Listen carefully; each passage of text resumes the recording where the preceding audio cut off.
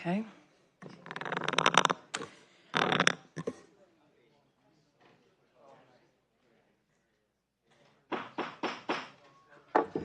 Good afternoon, everyone. We are going to begin promptly at 4, so welcoming people in, and again, want to start right away, so if you could take your seat and please enjoy the air conditioning.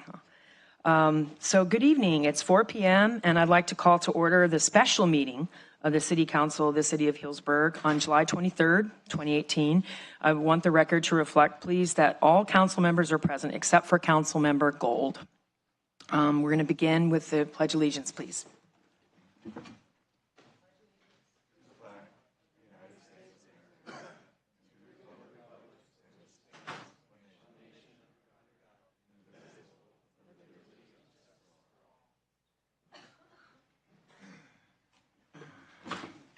Thank you. Okay, may I have a motion on the dais here to approve the special meeting agenda as submitted?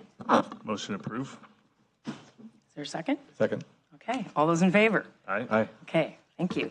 All right, and just to check in about public comment, since obviously you're here potentially to speak, the way it's going to work tonight is we are going to have an opportunity to address the City Council regarding this proposed general obligation bond measure after the staff presents the staff report.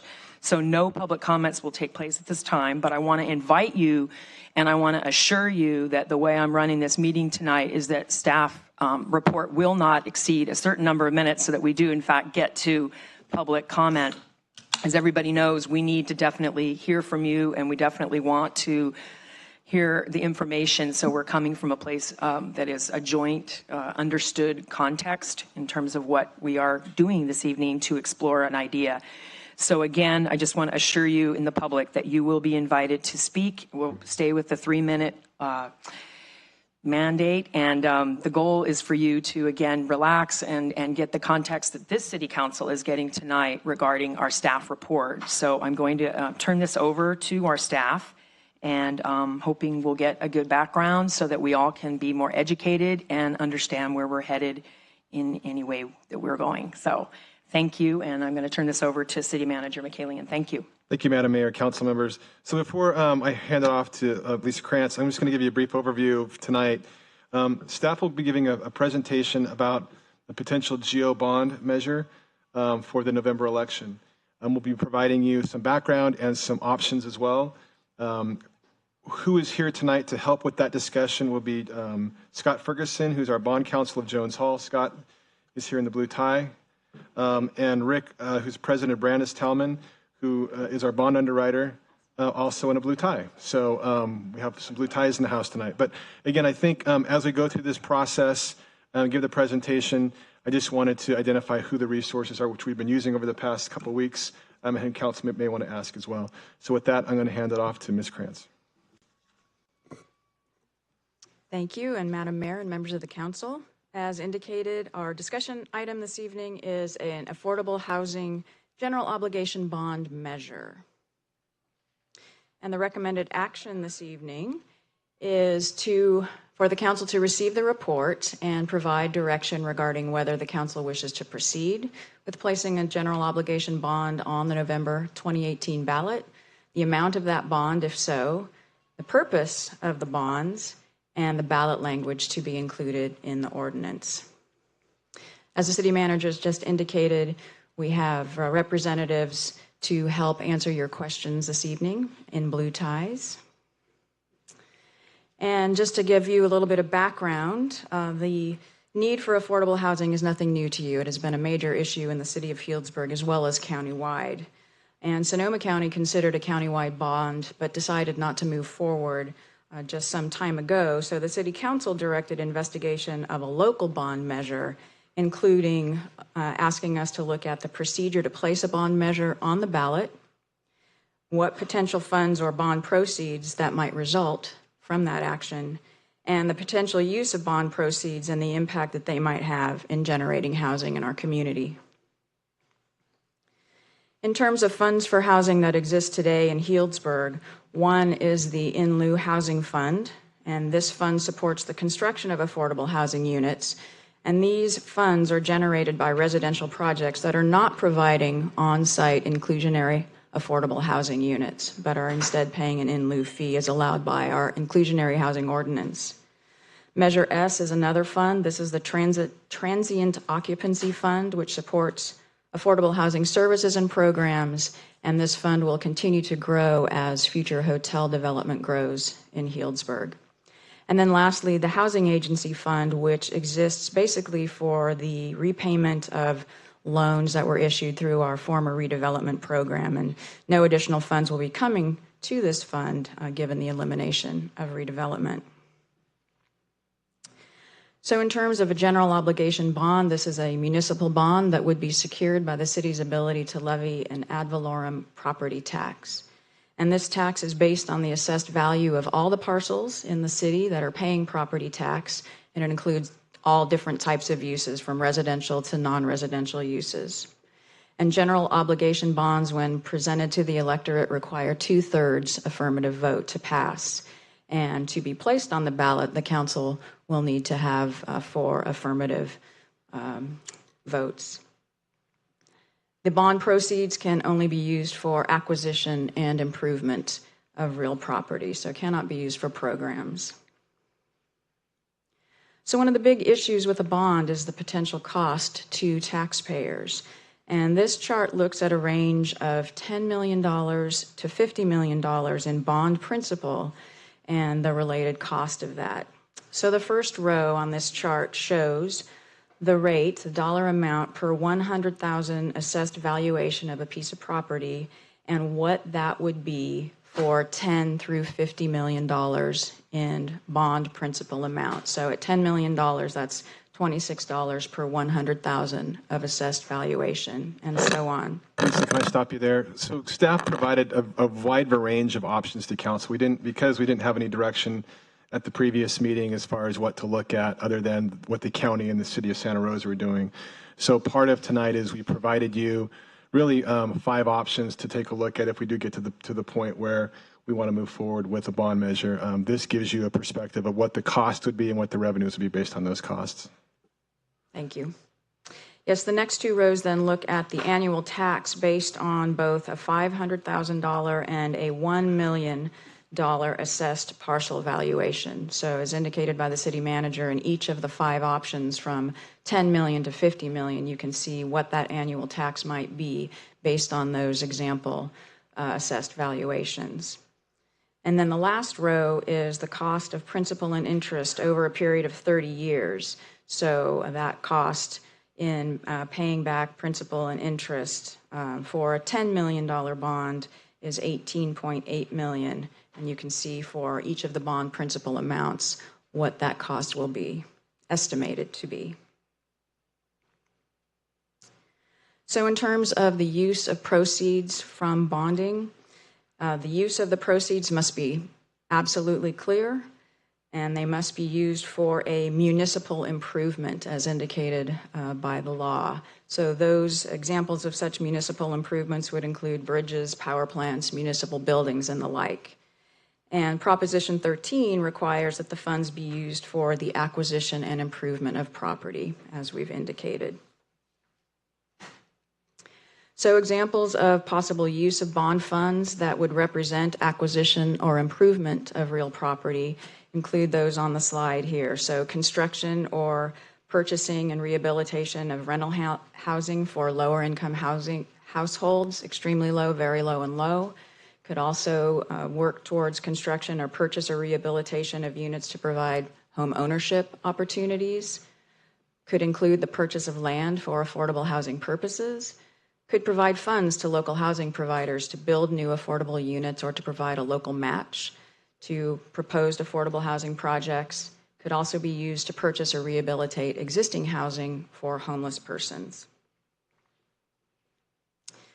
So the cost of generating bond funds, the cost to property owners would be increased property taxes, and that would depend on the bond principal amount that is selected by the council, as well as the individual property valuation, and as indicated would affect residential and commercial, industrial, other non-residential properties in the city as well. There is also a cost to the city of incurring debt for a 30-year bond. You saw those on the the chart slide previously, principal and interest on a $10 million bond over 30 years is $18.8 million. Principal and interest on a $50 million bond over 30 years is around $94 million.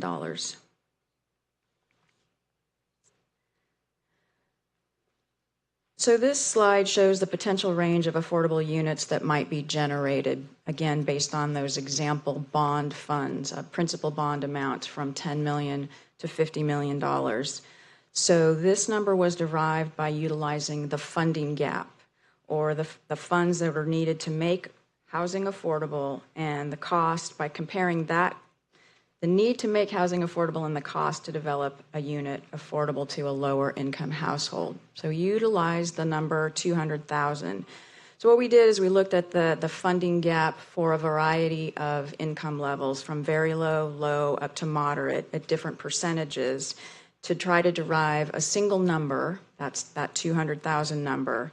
So depending on the circumstances, what the council decides, there could be more units generated, but this is a conservative estimate of the number of units that might be generated with those various bond principal amounts. So the gap figure is the amount of local subsidy that would be added to other funds to make housing affordable. So moving on now to the decisions that the council needs to make tonight for us to proceed with a measure for November 2018. So is there support for that? And a resolution and ordinance would require a majority vote, 4 of 5 council members. The next decision would be the maximum principal amount of bonds to be issued. These are the ranges that have been studied and the cost in principal and interest over 30 years. Another needed decision would be the dedication of bond proceeds. Basically, what level of affordability do you want to target should you proceed with a bond measure? The Sonoma County proposal had originally looked at a 75%, 25% split, with 75% of the funds to lower incomes, 80% or below the area median income, and the 25% to moderate income, so between 80 and 120%.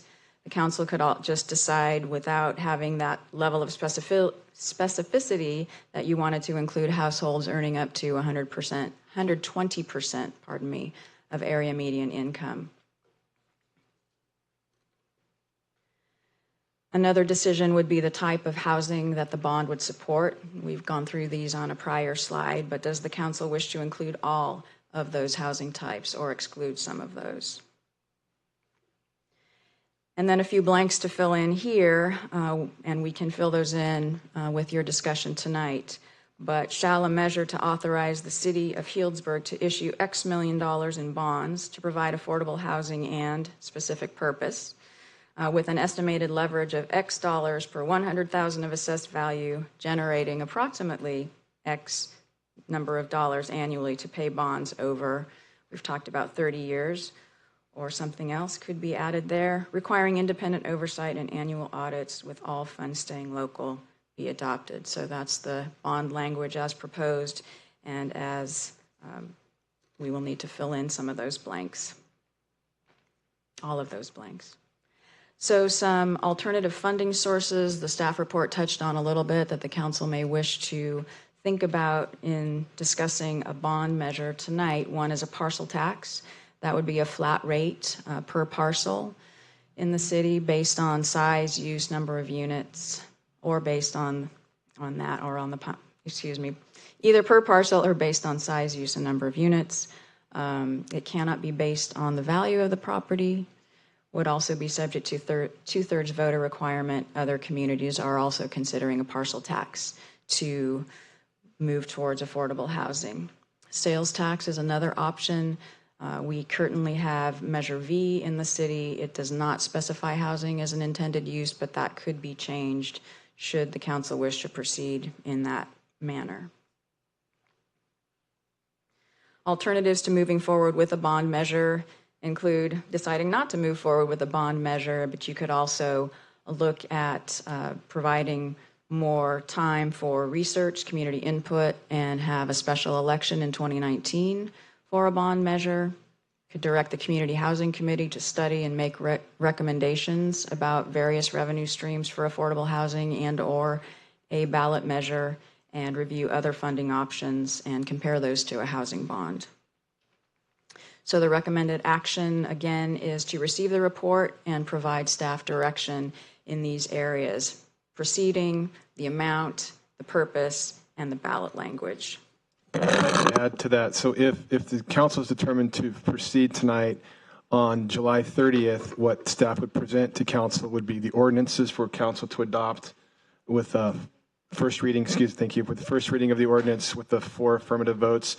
Most importantly, 4 affirmative votes would be followed up for the second reading on August 6th in order to meet the August 10th deadline. So again, I just wanted to be clear as far as what the path is to move this forward. So we would have to get the deliberation tonight, but really tie that up tonight, and we would have to draft the ordinances, which there wouldn't be much discussion, I don't believe, to change that at the July 30th meeting. That's correct. Sorry, getting clarification from the city attorney. So with that, I'm not, Ms. Krantz, did you have anything else to add to the staff report? We do have resources here to answer any questions. And the other thing to point out, some folks have asked me, well, depending on what the bond will be, would the city bond for whether it's 10 million, 20, 30, all at once? And the answer to that is no. We would typically bond in smaller segments over time. So as projects come available, we would go out to bond at that point, working with whoever our bond underwriter is. But we can get into more specifics if council wishes to at that point. With that, that concludes staff's report. We'd be happy to answer any questions. So just to be clear, this meeting, we obviously have one absent member, and then July 30th, we'll have a different council member not here. So at each of these 2 special meetings, we only have 4 council members present. And the person that is not here is incapable of voting at the 30th meeting, even if we could do it remotely. Is that correct? So if so July 30th, if we don't have that 5th person, is it possible for that 5th person to vote? The 5th person could attend the meeting remotely and vote remotely. Okay. I just want to know the plausibility of that. I'd want to know since where we're down the person, 4 and then we have 4. Right. I'd want to know where the person is and if we could arrange, because you have to notice the meeting from if it's plausible. Okay. In theory, yes. Okay. Thank you for that clarification. All right. So at this time, do we hear from the men in the blue ties, or do we want to just see how the questions come up for the men in the blue ties? I prefer not calling you the men in the blue ties. I don't know why. I think I wouldn't like being called the woman in the blue dress, but I definitely appreciate the fact that you guys are color coordinated. So at this time, I'm going to move forward and just say that we do have legal in the house, and we're glad that you're here. And we have 3 attorneys. It's kind of like when I had twins, I had 4 doctors in the room, and it was like, ready for anything. Good thing I didn't need any of them. But so at this time, thank you for being here and for taking questions. So at this time, I think it is relevant and exciting to open to public, unless there are any questions from the dais at this time. Okay, so we have some questions. So let's start with Council Member Neokis. Yes, actually, can you go back to the your discussion on the alternative taxes, like the parcel tax and the sales tax? The parcel tax can you elaborate on that a little bit more? You're saying it must be flat rate based on parcel or size use. So I guess I can interpret that to say, if we can say like $1 value per 1,000 square foot of size, is that what it comes down to? Yes. Or Yeah, what you cannot do is base it on the value of the property, because that would be an ad valorem tax and it would violate Prop 13. The only exception to Prop 13's ban on ad valorem taxes is a bond, is if you're incurring indebtedness. So if the tax is actually to secure a bond. But if we go forward with a parcel tax, we could engage a bond against the revenue for that tax. But that's how would that be different? That's correct. It would be a smaller bond, because you would generate less, presumably you would generate less money from a flat parcel tax than you would from an ad valorem parcel tax. In reality, I mean, I guess that you could decide, and a parcel tax is, the average ad valorem tax in town is X, we're going to make a parcel tax higher than that. Y. That'd be a difficult exercise, and I think you'd have a hard time passing that with the voters because it would be so high. But in theory, you could. I don't know what advantage you get from that beyond simply issuing a bond. If Scott or Rick have anything to add there, feel free. Good afternoon. I'm Scott Ferguson with Jones Hall. One difference with the parcel tax is that there's no direct bonding authority, so we would need to do, need to do a lease financing or something along those lines, and it's a different credit level, which I think Rick, could, if you're interested, could talk to you a little bit better than I could. But I agree, the actual flat rate per parcel is likely to be relatively high for a parcel tax to generate a similar amount of proceeds. So then what would, if the benefits are hazier, why would, I think you mentioned San Francisco and Berkeley are both pursuing parcel taxes. Why would they do that instead of a bond? They have a lot of parcels.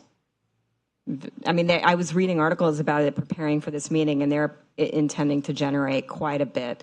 A parcel tax for them would generate quite a bit of money. But I think your question is, why would they do a parcel tax instead of a bond? My guess is because of the intricacies of issuing bonds. That and the impact to the residents. So again, if you have a parcel tax, whether you own $1 million house or a $100,000 house, the likelihood of that parcel tax being similar is probably pretty great. Whether you have $1 million house versus a $100,000 house on a GO bond, you're going to be paying much more on a $1 million house than you would on a $100,000 house. And therefore, my guess is that in order to get that passed, it'll be more challenging. And there's the cost. And the cost of the city. Right, the interest on the bond, the cost to the city of repaying the bond versus the cost to the residents of repaying the bond versus the cost to the residents of a parcel tax. Okay, thank you. That's Okay, Vice Mayor Higley. So I have 4 questions, and I'll just rattle them off, and then we can go from there. So on 1201 Grove Street, I'm wondering if you could kind of walk us through the financial structure on the dirt that we had, how it was acquired, and then how that got built, what the rough cost was. I see Councilmember Combs from Santa Rosa is here, and I just had a question if the Santa Rosa had requested a second survey to kind of determine the dollar amounts, and I'm just curious if that had come back. I was on your... So I have a copy. You do have that, okay. Let's see, local preference. So I have a question regarding local preference. So if we do a housing bond, which the Healdsburg residents are paying for, and we use 100% of those proceeds, can we get a little bit tighter with the local preference versus if we use that to leverage federal or state funds, which then trigger some other requirements in terms of people moving in? And the last question was related to municipal improvements. My understanding is that it's for property and structures necessary to carry out the objects, purposes, and powers of the city. And so if we're talking about building houses, does that then restrict us to only city employees that could potentially rent there? Or how do we, just want to know what the boundaries are? Those are good questions. You want to start in order? I'll start with number 1. So 1201 Grove Street, for those who don't know, that's the affordable housing project across the street from the skate park on the west side of Grove Street. So the city, the redevelopment agency, purchased that land some time ago, I want to say for around $600,000. Over the years, the valuation of that increased. We worked with an affordable housing developer, and what we ended up doing is looking at using tax credit financing to fund that project. Typically, those are competitive. And what the city did is we had the property appraised, and I don't remember off the top of my head what the exact number was. I want to say it was right around 1.2 was what the appraisal come in at, somewhere in that range.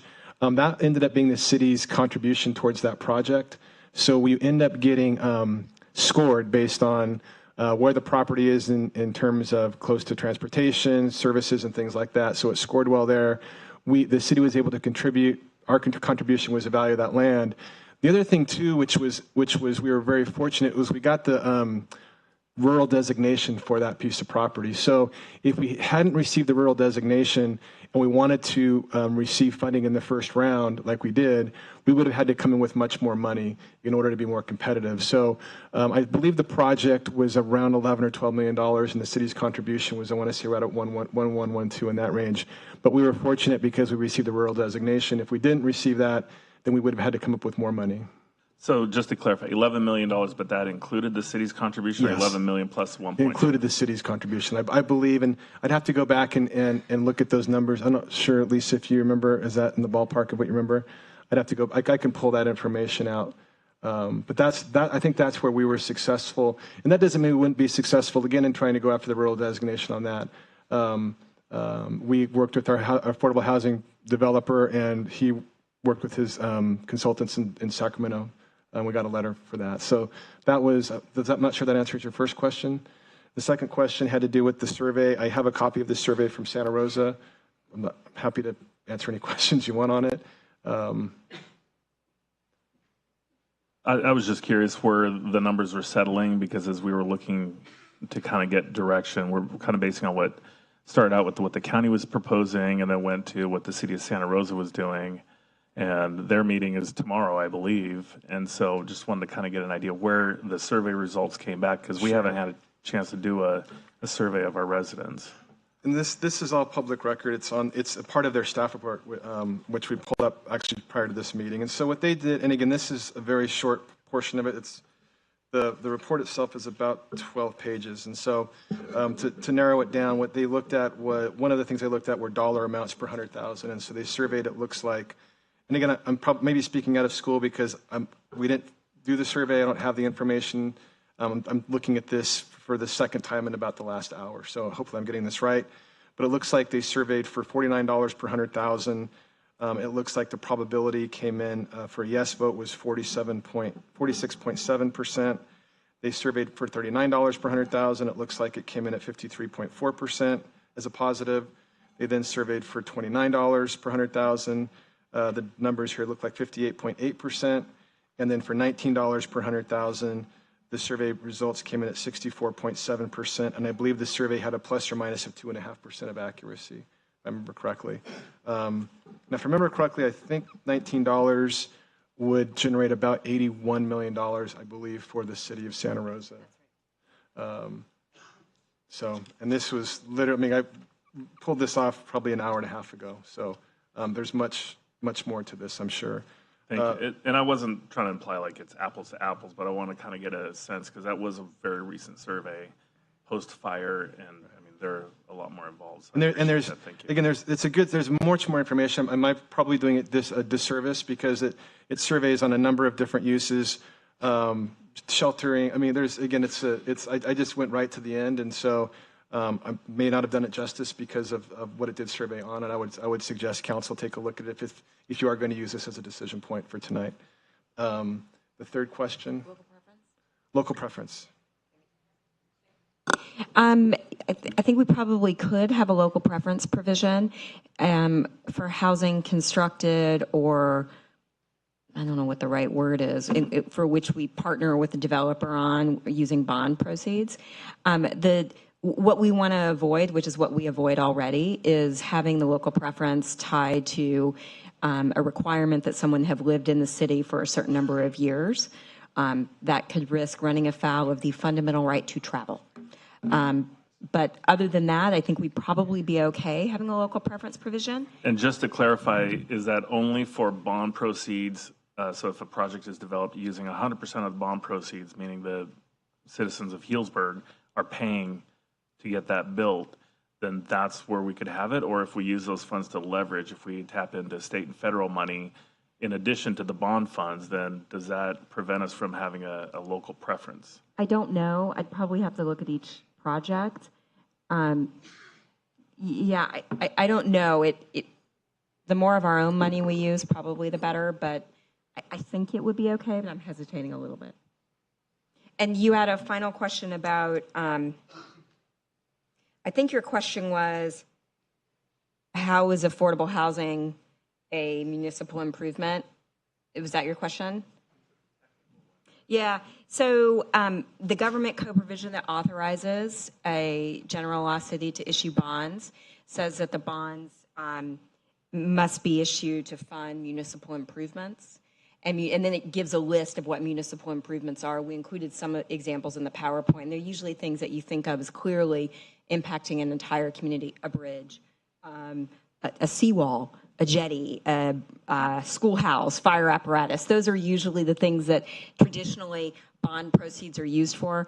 There is, I think, as we're all aware of, a sort of surge certainly in Northern California of agencies using bond proceeds to fund affordable housing. And so clearly those agencies have determined, as Healdsburg will be required to do if we move forward in findings, that funding for affordable housing and building affordable housing is a municipal improvement. Whether or not that determination is lawful has not yet been adjudicated by the courts. So just a couple more questions, and then we're going to open it to public comment. Have we made any determination as to how many units we have in the city of Healdsburg that would be subject to this bond? Yeah. Like, what is the number of units in the city of in the city of Healdsburg that would be affected by something like this? Parcels. Well, it would be all parcels that pay property tax. So do we have a number on that? Looking at the housing, I believe that number was 4,900 So about- residential. That didn't include commercial. So I believe in the housing element, I've looked at this morning, it was just south of 5,000 per the 2010 census data. But that doesn't include commercial. That just includes residential. And so maybe this is directed to Director Rosa then. DeRosa, I wanted to know then what the median housing price is in Healdsburg, because when I thumb through the real estate section in my Press Democrat, I get to see what people are paying for houses. And my question is, do we have any understanding of what the benefit would be to actually do the general obligation bond, simply because we could tie it to value of the home? And I just wondered if we have an understanding of what our values are right now, just as an average. We talk to the real estate community, Rick Call. I don't know who we talk to, but it would just be helpful. So rhetorically, I put that out there just so we know what we're looking at. What we do know is that the total valuation is about $2.4 billion, which was reflected in the staff report.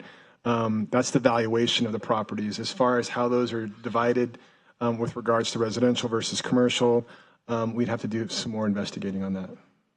Because that would factor in for me. That would make a big difference in knowing what actually, if you're going to start talking about parcel taxes or other types of funding mechanisms. And then lastly, there was a pretty compelling letter written to all of us about what's called an enhanced infrastructure financing district. And I'm curious about that because I know the 95448 extends beyond the city of Healdsburg, and there are people that are interested in that. So how complex would it be for the city to actually implement this in that respect and bring a district into it? Yeah, so we looked at those some time ago. The challenge using tax increment financing, the way the law currently reads, is schools, I believe, would have to opt in. Schools would not be required to participate, unlike the old redevelopment. In old redevelopment, schools, I think, accounted for more than 50% of the redevelopment tax increment. And so when you take a look at the size of just the city of Healdsburg, it doesn't provide a whole lot of feedback or what's called payback, if you will. However, if you if you partner with the county and you go outside the city limits, then you have an opportunity to look at a much larger area for tax increment. So it's a tax increment formulation, a funding source, and it's very specific on what those uses can be. But when redevelopment went away, you started to see more cities taking a look at those. Unfortunately, because of the way the law is written, it doesn't allow, at least last I heard, that doesn't allow the use of school districts to participate in those, which really creates challenges with regards to revenue sources. Because now you're just focusing on the county and really what the city's contribution is. So you have much less of an engine, if you will, to look at those funds. That I'm looking at council. Did I get that relatively right? I'm completely lost on that explanation, so I think I just need someone to give me an analogy. So what are we missing out on? We'd have to go through the process of establishing a district. Yeah, so I think you have to take a look at how much money can that generate? Mm-hmm. And you have to take a look at, is it a viable option? Are you going to generate enough money to actually do some good? I'll use that as a preference, okay? And I'm going to look at council to kick me if I get this wrong. When we had redevelopment in place, it was called tax increment financing or tax increment, and you relied on the school district, the school district overlay, if you will, and they had to participate in that. Meaning, we were utilizing monies from the district. What the law requires now is you're not allowed to use school district any school district funds and junior college funds, I believe, as well, to contribute towards that tax increment. And so by losing those significant players, it really diminishes the ability for the city, because we're a small city, to really drive very much revenue for an infrastructure district, if you will. And so when we take a look at that from the city itself doing that, it doesn't give the city an opportunity to drive as much money to really make it worth our while. Whereas if we go outside the city limits and we take a look at going into the county and partnering with the county, then you have a much larger area to be able to get tax increment fund, which would drive whatever projects you want to do. Is that in a nutshell? Could you? Just a little bit. I know I want to get to public comment, but I'm just curious about this because it seemed like a viable position. Yeah. It's essentially correct. It's any revenue derived is going to be based on the city's share of the 1% property tax. And the school districts don't have to participate, so their allocation of general property taxes comes off the top. So with a smaller city like Healdsburg, the dollars are just smaller. The other issue is that it really is increment, meaning kind of the way old redevelopment worked, where you draw a line when you establish the district and it fixes the assessed values, and then it's the growth in assessed values that generates the increment that can be used for projects. So in an area where there's not a lot of growth, the potential for the growth in these revenues is pretty small. We've seen only a handful of our clients who have been able to use infrastructure financing districts, San Francisco being one of them, because they're a combined city and county. So rather than just a city's slice of the 1%, they have the cities and the county's slice. It's a lot more money. So because of the size of Healdsburg, it's not advantageous, and that would be what you would say would be a fair way to assess why not do this. Yes. Okay. And the other issue, I believe, is you have to get the other taxing agencies to opt in, whether in the past you could negotiate that. So it's much more difficult to actually create those financing districts before than it was when we had redevelopment. Thank you for answering that. Thanks for coming up, Mr. Ferguson. All right. Madam Mayor, if I could make one correction. Yes. I asked the city clerk to take a look to confirm my information. I believe the city's contribution for 1201 Grove Street was $1.7 million, and the total cost to construct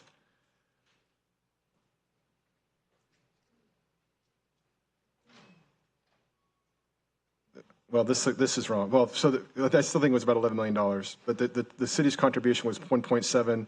The construction loan was 6.5 million.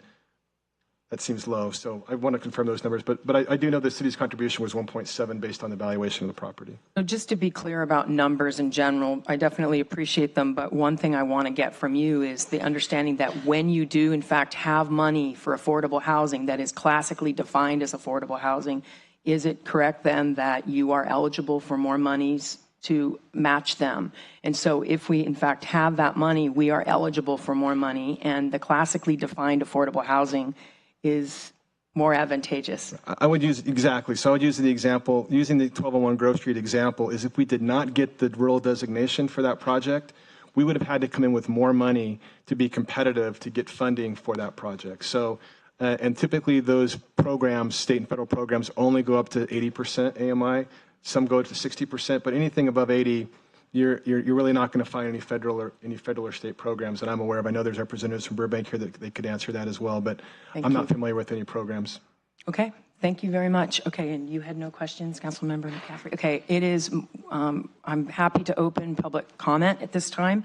I did want to mention that we are going to be busy with lots of people, so I want to make sure that we do have representation. So how many of you are planning on making a comment or asking questions? Just to get a feel. You can still change your mind, just trying to get the note. Okay, thank you for raising your hand. Okay, we will begin now. And again, it's a 3-minute rule. We'd like you to say your name, please, and then you may begin. And there is a light system here that Healdsburg is employing. So when it starts going yellow, you might see the mayor kind of, you got 30 seconds left. So welcome and thank you for coming tonight, everybody, this afternoon, actually, and welcome. Thank you very much. My name is Julie Combs. I am a council member from the city of Santa Rosa. I am here commenting as my own person. And I want to thank you for the opportunity to speak and to compliment you for having the conversation around housing. I know we all know it's been a crisis. We've had a housing crisis before the fires. It hasn't gotten better. I also represent mayors and council members on CASA, on the Regional Planning Committee, on the Committee to House the Bay Area. So we're doing regional work. The housing crisis doesn't know jurisdictional boundaries. And we certainly are experiencing housing issues that you might have thought would stay in San Francisco that have come to Sonoma County. I am happy to answer any questions that you have, as well as I can predict the future about what we will do tomorrow. When we wrote the survey, we had concerns about serious negative campaign against the bond. We have much less concern about that, but the question about how much you would pay came immediately following a question with a negative argument, with a strong negative argument. So we anticipate that those are lower numbers than what we will actually see once the positive campaign goes for the bond. And we're looking in probably the $29 to $39 range. It doesn't make sense for us to go smaller than that because we need so much money as a bigger city in order to have a strong impact. I feel a little bit that the county has let us down by not doing this themselves. And that means that the cities are going to have to be the effective solvers of our housing crisis. And the only way we can be effective is that we're going to have to put skin in the game, put money down in order to build the housing. There are a lot of things we can do that involve streamlining, permit modification, the use of land. There's a whole slew of things that we can do to solve our housing crisis. But push comes to shove, we have to invest dollars to build housing. The market isn't going to build well below market rate housing, and we really need it. So it's my personal belief we must produce housing. The polling in Santa Rosa and the county indicates that our residents are really interested in this. It comes out number one in all the polls we do in terms of what the public says we have the most interest in. I hope you will strongly consider doing something that will assist you all in funding housing in the future. Thank you very much for the opportunity to speak to you. Thank you. Welcome. Good evening, City Council members. I want you to know I've really done my homework. And I urge that you would delay putting it on the ballot for these reasons. Number one, it can be put on in 2019 for not a significant amount of money, certainly compared to the roundabout. Two, too many decisions need to be made tonight. One, the amount of the bond and the purpose of the bond. The options were there, put there as 75% of it for 80% and below AMI, and I'm going to assume everybody here knows what AMI is, but if it isn't, somebody ought to explain it. And the rest for above that, above the 80%. I talked with a statewide nonprofit developer, and she thought a bond is a good idea, and I do too, but she recommended that it not be for more than 60% AMI, that it all be dedicated to below that. If, as David McCallion just mentioned, if only 75% of the bond that we vote on is eligible, if you go with the 80-20 split between 75 and 25%, if only 75% of it is up to 80% of AMI, that's the only part of the bond that you can get the local match with, and that would make a significant difference. I checked local matches, and sometimes it's up to 4 times as much. So why wouldn't we get more bang for our buck by making a higher percentage or all of it, all eligible for the match? I think this would be an important time to do that. Also, another reason I think to delay making this decision tonight is that there are alternatives that haven't been considered. I think I'm talking too loud. My grandson tells me that all the time.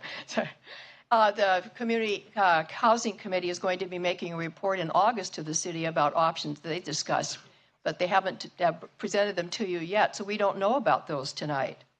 Also, I understand that a public bond is subject to federal securities law and requires a high level of caution regarding what is disclosed and when it's disclosed. And I talked to a developer who's worked on bonds, and he said that he would not even begin to think about putting a bond on in 6 months. They would start now to work on a bond in 2019 because it's complicated. Also, I'd like to know if a municipal bond can be refinanced as a state bond can in order to reduce costs for the taxpayers. Just a question that I think that we should have answered. I have come up with the pros and cons on a bond. I'm generally for it. One, there's predictable funding up front, which is a real advantage. And recently there's been success in 4 other Bay Area counties with bonds, and so that is good news for us. The cons are that a property tax with the new federal tax law, any property tax that people pay over $10,000 is no longer tax deductible. That could be a problem for people, and I think they're entitled to know that ahead of time. The interest is almost half of the bond, and that certainly can't be, there's no matching funds for paying the interest. Also, I'm concerned that there could be a conflict with Proposition 1 and 2 that are on the state bond, or on the state. One is for $4 billion, which is the affordable housing bond, and then Prop 2, which is for homeless and mental health services for $2 billion. And so I'm concerned that oh, I saw the red light, but I was trying to ignore it. I'll leave my last comment for another time. Thank you. Gail, if you have that in writing, you can give that to the city clerk. Okay, no, I'll send it.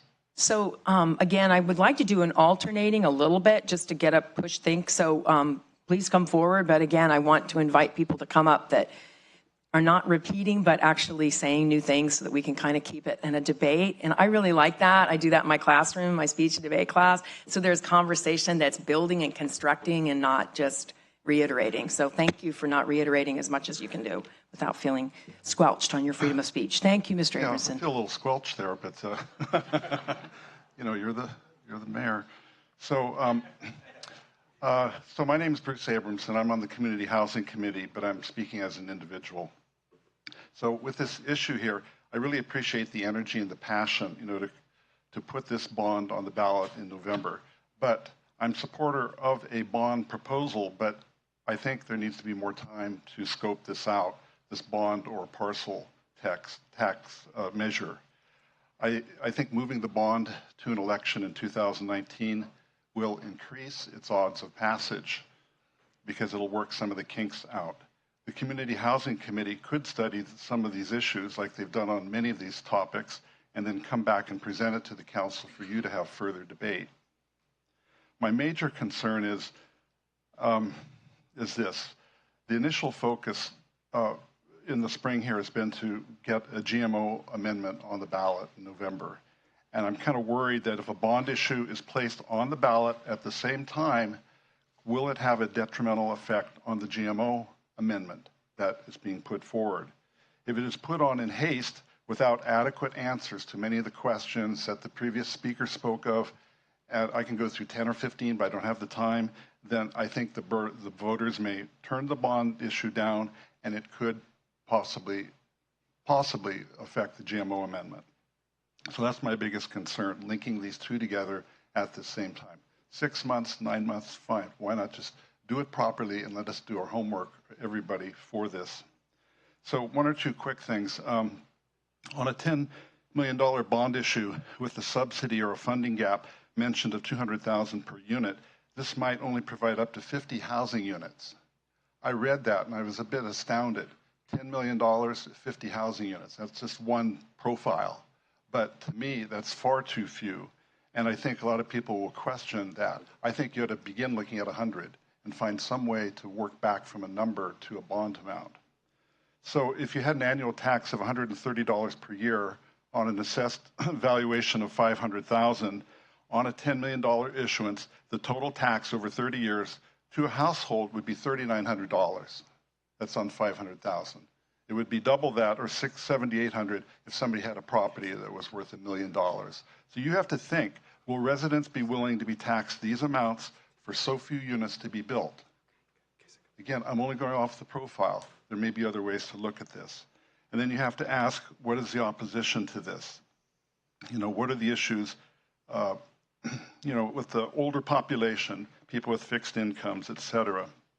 So last thing here is that the big thing is a 66% vote is needed in order to be enacted. And as on this report, has anyone really thought about who the potential opposition is and what are the issues? And I don't see it in the report. So are you going to make it tonight? You're going to figure out the pros and the cons and then vote? So I think that's a real issue. So thank you.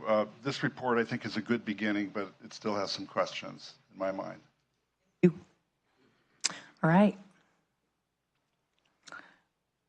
Welcome. Good evening, Mayor and Council. My name is Chris Grable. I'm the co-author and co-chair of the Santa Rosa Housing Recovery Bond. I will tread lightly as I am on your turf, and I know that Healdsburg has its own eccentricities, and it is unique in many regards with respect to Santa Rosa, so I won't make unfair comparisons. I do know that the purpose of a housing bond is to provide the necessary funding for a diverse typology of housing, to have many different types of housing, which is what we don't really have in Sonoma County, county-wide, right? For families, for low-income folks, for service workers, for the people who work with our elders, who work in our hospitals, who work in our bars and restaurants. There's a different type of housing that is needed, as well as for low-income families. That, to me, is incredibly important because when we look at things like school enrollment and what builds and shapes a community, it is children, it is generational. And for Healdsburg to be what it is, to continue the character of a city, even a small town such as yourself, it really takes children. It takes the next generation. And to have that, you got to have a place where families can afford to live. And those kids will grow up saying, "This is my hometown." You know, they'll be the ones playing sports on a Friday night at your high school. They'll be the ones that then enter public service and say, "This is where I grew up." I fear that if all of our cities, and California in general is having this issue, but if all of our cities don't really focus on how to keep that base of children there, then we lose the character of communities and we lose the future, those generations that really make a town vibrant and thrive. I want to address a few things. The Santa Rosa survey that you heard the data from, I know it's alarming. Just so you know, there were only 78 people polled by phone in that. We did a much more comprehensive poll with a firm called EMC, where 600 people were surveyed by phone, and ours came in at 74% yes for the housing recovery bond. And as Councilwoman Combs spoke to the negative campaigning, we wouldn't be engaging in this campaign if we thought there was going to be a significant opposition campaign. Another point is, even at that $10 million mark, if you're matching those funds 5 to 9 times over, then that's $60 to $90 million, or 6 to 90. The other issue with that match is if you're raising $60 to $90 million, and some of that's going into homeownership assistance for families that will be here generationally, you actually serve twice as many people with homeownership assistance, typically $50,000 per household instead of $100,000, judging by the expertise of Burbank Housing behind me. So it's just something to keep in mind as you go forward, that there are different models that provide a diverse typology but serve a variety of people long term. And those homeownership assistance funds actually come back because there are no interest loan finance usually. They come back to the city to go out again to new families. So thank you. Thank you. Okay, welcome.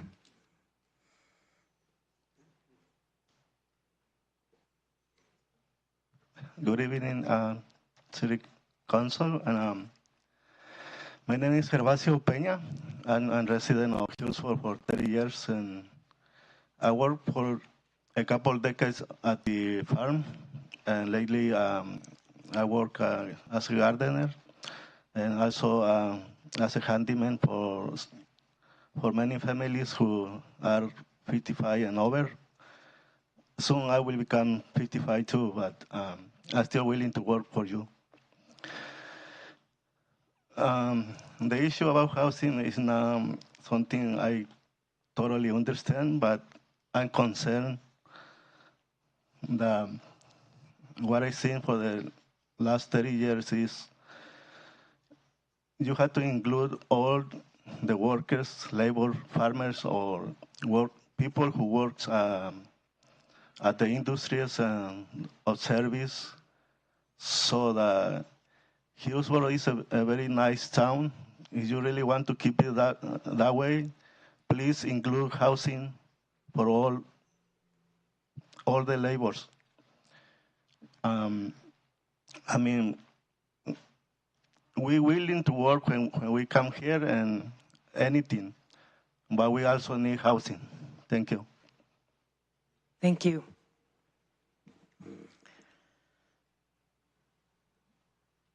Welcome. Good evening. My name is Debbie Mason, and I live on Fitch Street, and I'm involved in the Community Housing Committee. And I've given a lot of thought to, if I were in your seats, how would I make this really tough decision? And as someone who's been involved with a lot of referenda in the past, I think really looking at, there'll never be more support and understanding for lack of housing than there is right now in this immediate crisis, as all of the polls show. It's not a perfect situation. It might just be the perfect storm, but at least we have awareness of the critical need for housing and the issue in a way that I'm not sure we might have later down the road as people tend to become more complacent and move on to other things. I think the success of this really boils down to a few things that city team needs to answer, which is, do we have time to effectively build a communication strategy and program to communicate this to our voters? Do we have the budget to effectively communicate this to our voters in language that helps them understand all of the complicated things that need to be messaged? Do we have the opportunity to evoke the creation of and the liaison with a citizens committee that can help advocate, which the city cannot do, to help residents and voters understand the critical importance of this and the nature of the purpose that you all would decide that it would be directed? If we have time to do all of those things, the last factor would be, would the people who tend to be negative and distribute misinformation quell that energy, or at least participate in a positive, productive energy to have real and accurate facts on a pro and con debate and other elements? But I always come back to, if we can't do this at a moment of criticality like this, I question our community. We pride ourselves on being a progressive community where we care about equity for everyone. Housing is at the core of equity for a positive and productive and healthy life. And if we can't get that right now, I don't think that hesitating to try to do it later is going to improve anything other than, can we budget and communicate this effectively to voters to understand what we want to do with those funds? So in my mind, that would be a vocal support of yes, because I do believe you have enough citizens who understand the urgency that would step up to assist. So thank you very much for your leadership. Thank you.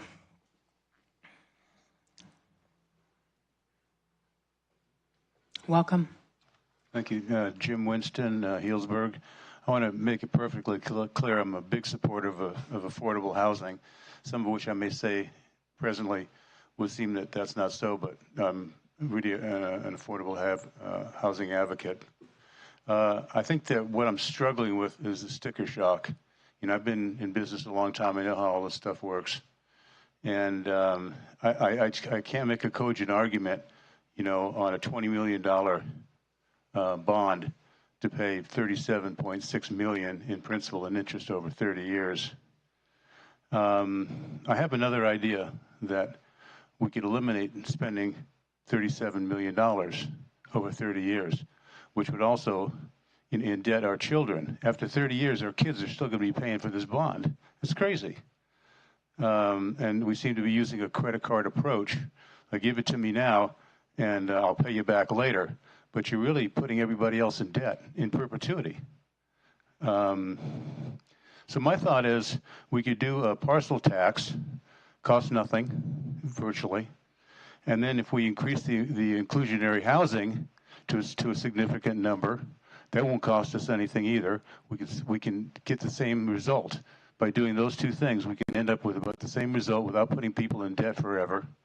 And the other issue is that if you do decide to go ahead with the bond measure, one thing that I would like to ask is that, you know, we target the AMI to 50 to 80%, because that's where we really need the most help, I believe. Certainly there's missing middle, but I think the proposed GMO amendment would probably cover a lot of the missing middle that Sean's so passionate about.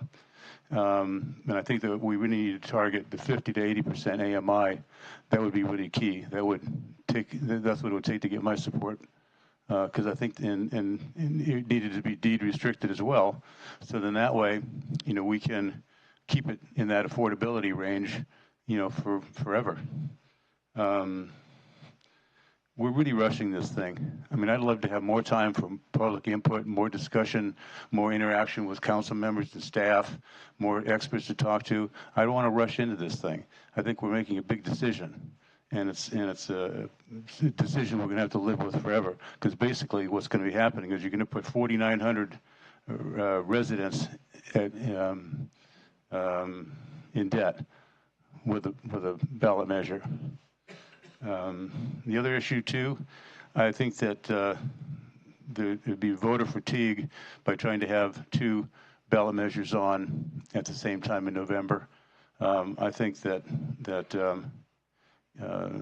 going to take us in the wrong direction. I'd like to see the GMO amendment, pass. I think that's going to do, a lot of good for us. And if we consider the parcel tax and more inclusionary housing, we should be really good. Thank you. Thank you. Welcome. Hi, my name is Ari Rosen. I'd like to also agree with what Debbie Mason said, that it really comes to a question to you guys in terms of what resources and time the city has to make this successful in 2018. Whether it's 2018 or 2019, for me, I'm more interested in the city coming up with a comprehensive plan for housing. Having recently participated in a charrette with Replay Housing, I kind of walked away with the fact that each time we approach one of these projects, that's very project specific, rather than having a plan for the future of seniors in town, the future of families, the future of workforce housing, and then identifying the buildable areas that the city already has, plus the developments that are coming down. So if that's already in play, I would love to read it. I would urge that the Housing Action Committee be tasked with that, and that we move forward with coming up with a plan and executing it. And what I would like to see is not only a bond measure, but a reappropriation of TOT tax money that as more hotels are built, the residents get to begin to see a direct effect of the TOT tax money now paying for affordable and inclusionary housing. As far as AMI goes, what I took away from the charrette was that affordable housing developers really prefer to go the 50% or under AMI, and that's because they can go after the most funding. And then when you step out past the 50% AMI, that then you're down to less funding on the state and federal level, if I understood that correctly from the other day. Having done sort of surveying my employees, all my employees are in that sweet spot of 60 to 80% AMI. So when we talk about workforce housing, I'm a huge advocate of seeing affordable housing that's in the 60 to 80% range. When I put on the other hat of a survey that Corazon did of the community, everyone fell in the sort of 35 to 45% AMI range, which is perfect for the affordable housing developers. I truly believe that if we come up with a comprehensive plan that meets the needs of 50% and less AMI and 60, 80%, that we look at properties like 155 Dry Creek, instead of looking to sell it because it's a difficult property, look to develop it. And if we had the architect, real quick, 30 seconds, the architect that they have, Replay, did a presentation, which I would love for you guys to see the type of housing that's out there. And so being able to take that and already have models in place for 155, for Sajo Hills, for all these different projects in place, so when developers show up, we're able to hand them that rather than simply say build 15% of your units as affordable. I think we would make a much bigger difference. Thank you. Thank you.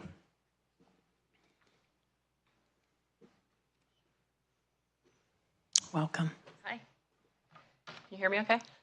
Good evening, Mayor and City Council.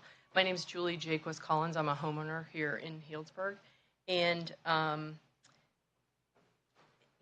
love listening to all the impassioned comments and absolutely agree that this sort of is our chance, right? I mean, and obviously I think all of us recognize the major problem that housing and affordable housing has in the county. But I do agree with people that are concerned that we're rushing into something for 2018. And myself as a voter, I think about the things that I would want to know before I would wholeheartedly support something like this. And I think that there are things we can do in 2018 to get the ball rolling and keep voters engaged that we don't necessarily have to actually put it out there with the possibility of not getting what we want. A couple things that come to my mind as a voter and as a business person, we put up estimates about what the repayment would be.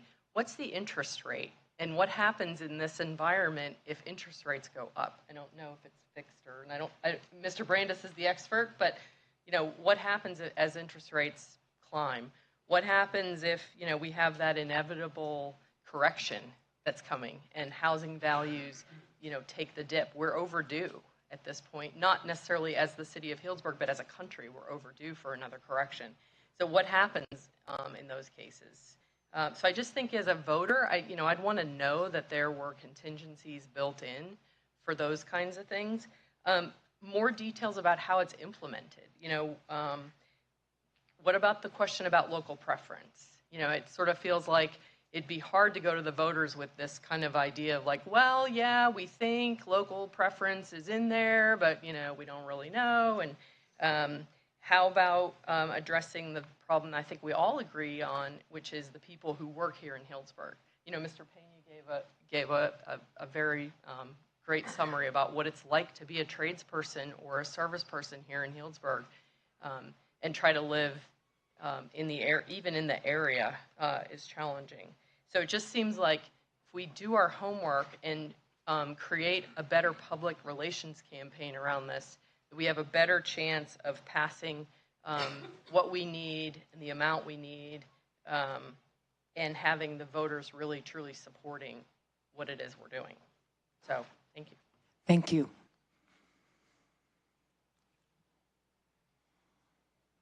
Welcome. And again, I'm going to ask people to speak into the mic. And there you go. Perfect. Thank you. Thank you, council members, for having this discussion. Larry Florin, I'm the CEO of Burbank Housing, and I really, really appreciate this discussion that's happening today. I wanted to, just a couple of points I wanted to clarify for the record, and this is really a moving target, but one of them was on the local subsidy per unit that you're underwriting this at $200,000. I'm obviously working in the wrong communities because that's a pretty high subsidy as far as we're concerned. We just literally started construction a month and a half ago on a 50-unit multifamily where we're getting $100,000 in local subsidy to make that work. So it's a bit of a moving target. I know it's really hard to pin down, but generally speaking, you want the local subsidy to be able to leverage tax credits. There is some unique aspects of Healdsburg, as your city manager has alluded to, where you're in a rural designation, so it's not as competitive, so you don't need as high a local match. And also, we just did something recently where we broke the North Bay away from the rest of the 9 Bay Area counties in terms of scoring. So I would not hang your hat on saying numbers related to 200,000. I know in the staff report that the city of Santa Rosa just did, they're assuming $130,000, I think, in local subsidy per unit. It is a moving target. So the other thing was on the AMIs. I think folks were saying 60 below, and that historically was true as far as housing developers, affordable housing developers were concerned. There were some recent changes in state rules that now you can go up to 80% AMI, and so most of the new projects that are being done look at blending 80, 60, and below in terms of AMI. So just wanted to clarify those points for the record here, and happy to answer questions later if you have any. Thank you. I just want to make note that I can actually hear people now. That's really nice. I was having a real hard time hearing, so I just want to empathize for anyone that's back there that's trying to listen. The air is off, so here we are. We can hear it. Thank you. My name's Nancy Andrews, local resident just for about a year. And I just want to say you guys are courageous. I'm really proud of you. And don't wait. It's already too late for many families. There's so much misery. And how much more can we wait? We've got lots of smart people working for the city. Whatever we decide, it can be revised. It can be, different things can be tried. And I just say, go for it. It's already too late. Don't wait anymore. Thank you. Is anyone else interested in speaking during this public comment period? You're welcome to come up. Thank you. Welcome. Hello, thank you for considering this important issue. So my name is Jacob Rich, and I'm actually a resident service coordinator for Burbank Housing. And so I'd just like to share a couple stories about a couple people that are on wait lists for our properties in Healdsburg. So today I spoke to a woman. She works 54 hours a week to be able to pay rent in Healdsburg, utilities, and a car payment. She works at a pharmacy and retail store in Healdsburg. She lives in a 2-bedroom with her 21-year-old daughter, who actually works less than her and makes more. Her daughter may want to move out soon, and she's not sure she will be able to find a 1-bedroom she would be able to afford on her own. That is why she signed up for affordable housing, but she is one of many on the wait list. I spoke with another woman who grew up in Healdsburg. She is a sales representative in Healdsburg and Windsor, and her husband works in a Healdsburg winery. They moved to a nearby town with their 2 kids, a 1-year-old and a 4-year-old, because Healdsburg is too expensive, but would like to move back, and that is why they are signed up on the wait list for Burbank Housing. These stories speak to the need for affordable housing in Healdsburg. Housing built with this bond would provide hardworking Healdsburg community members much needed and deserved security and stability. I thank you for considering this issue. Thank you. Welcome. Hi, I'm Susan Upchurch. I'm here representing Supervisor Linda Hopkins tonight. Supervisor Hopkins regrets that she was unable to attend this very important study session while you consider a housing bond for Healdsburg. While Healdsburg is not in our district, Linda supports your efforts to level the playing field for our hardworking teachers, firemen, law enforcement officers, public sector, and service workers who all struggle to find a place to live in Sonoma County. According to the 2018 homeless point-in-time count, we have 21,000 insecurely housed persons in our county today. These people, a population nearly double the city of Healdsburg's, cannot afford to own or rent their own home or apartment. They are squeezing into spare bedrooms, barns, converted garages, often in substandard living conditions, and are at high risk of homelessness. According to the Lucille Packard Foundation for Children's Health, 47% of our school children are eligible for free or reduced price school meals, and nearly 20% have families who are food insecure.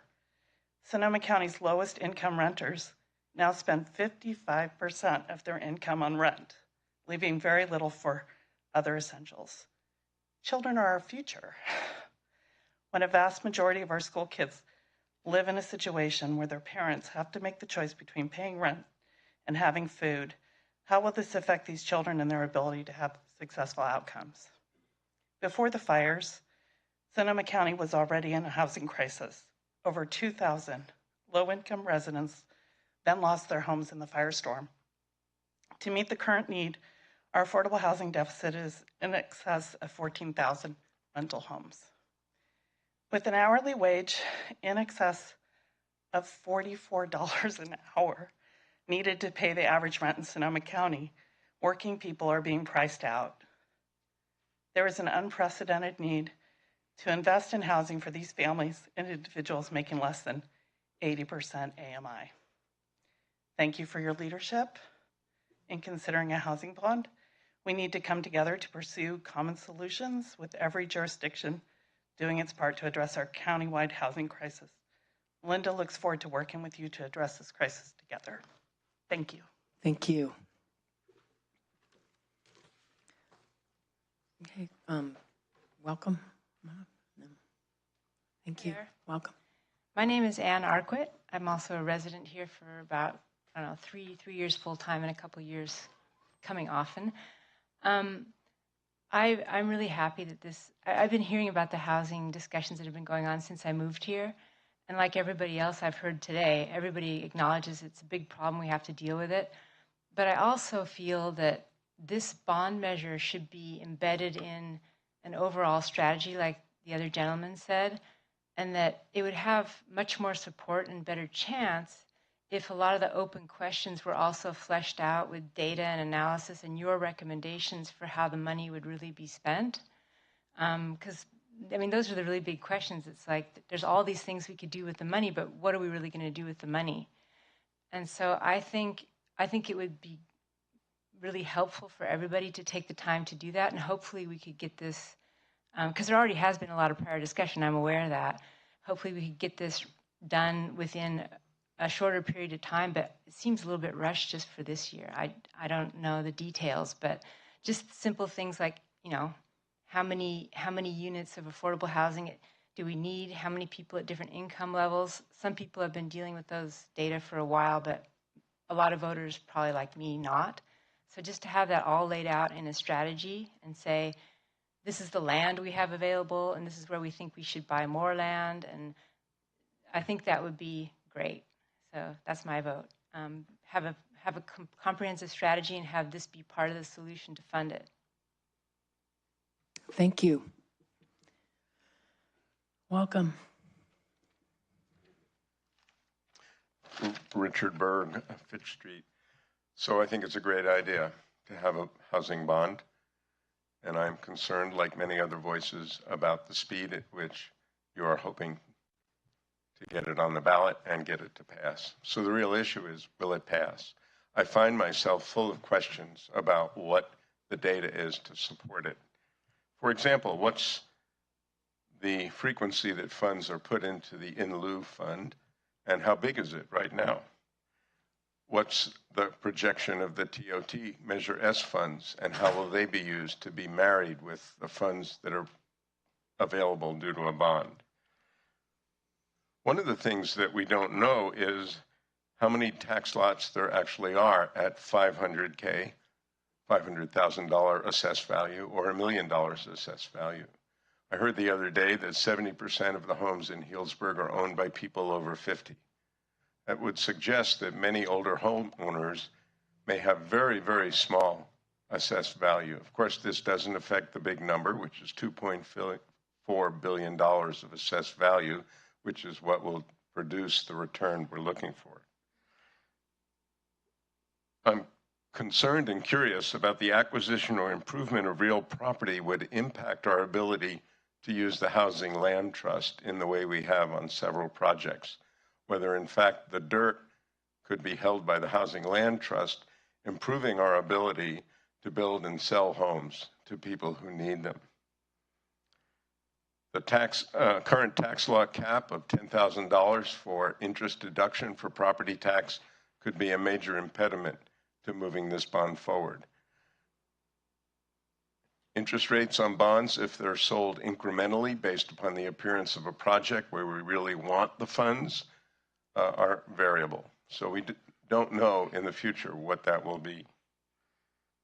The parcel tax versus a bond, is it possible with a parcel tax to exempt seniors and others with limited income, which may not be possible with a general obligation bond? I don't know the answer to that.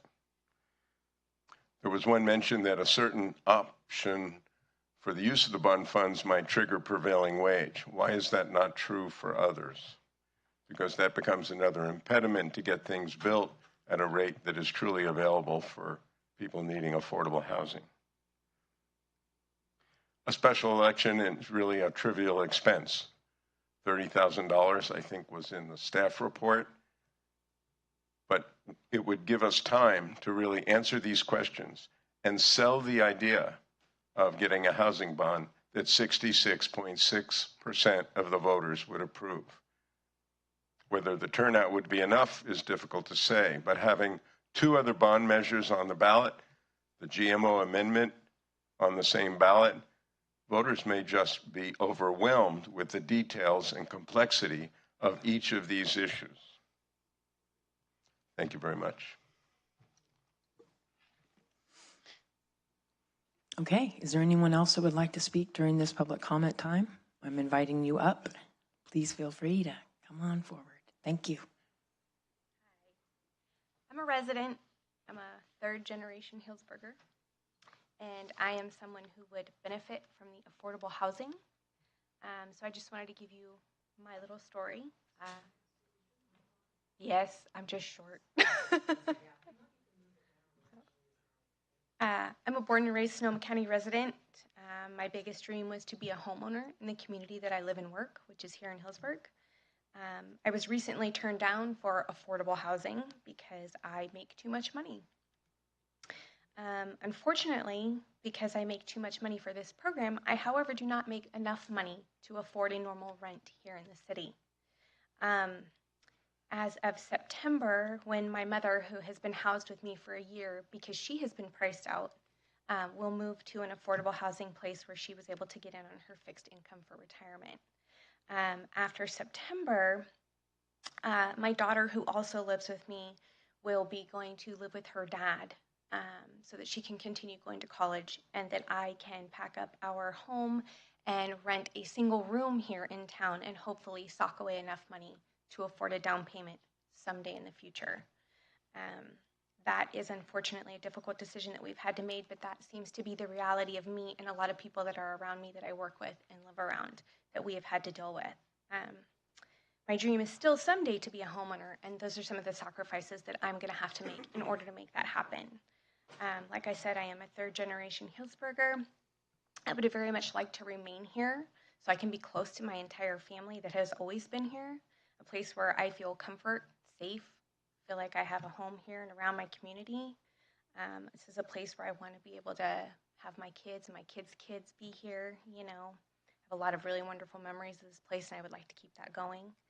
This place has become a huge part of who I am. I work at the hospital.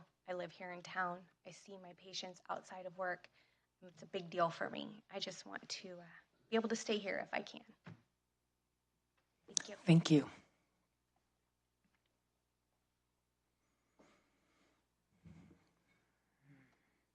Is there anyone else who would like to address us tonight or give us any questions or any commentary? You're welcome to come up. Thank you. Welcome. Deborah Kravitz, Healdsburg.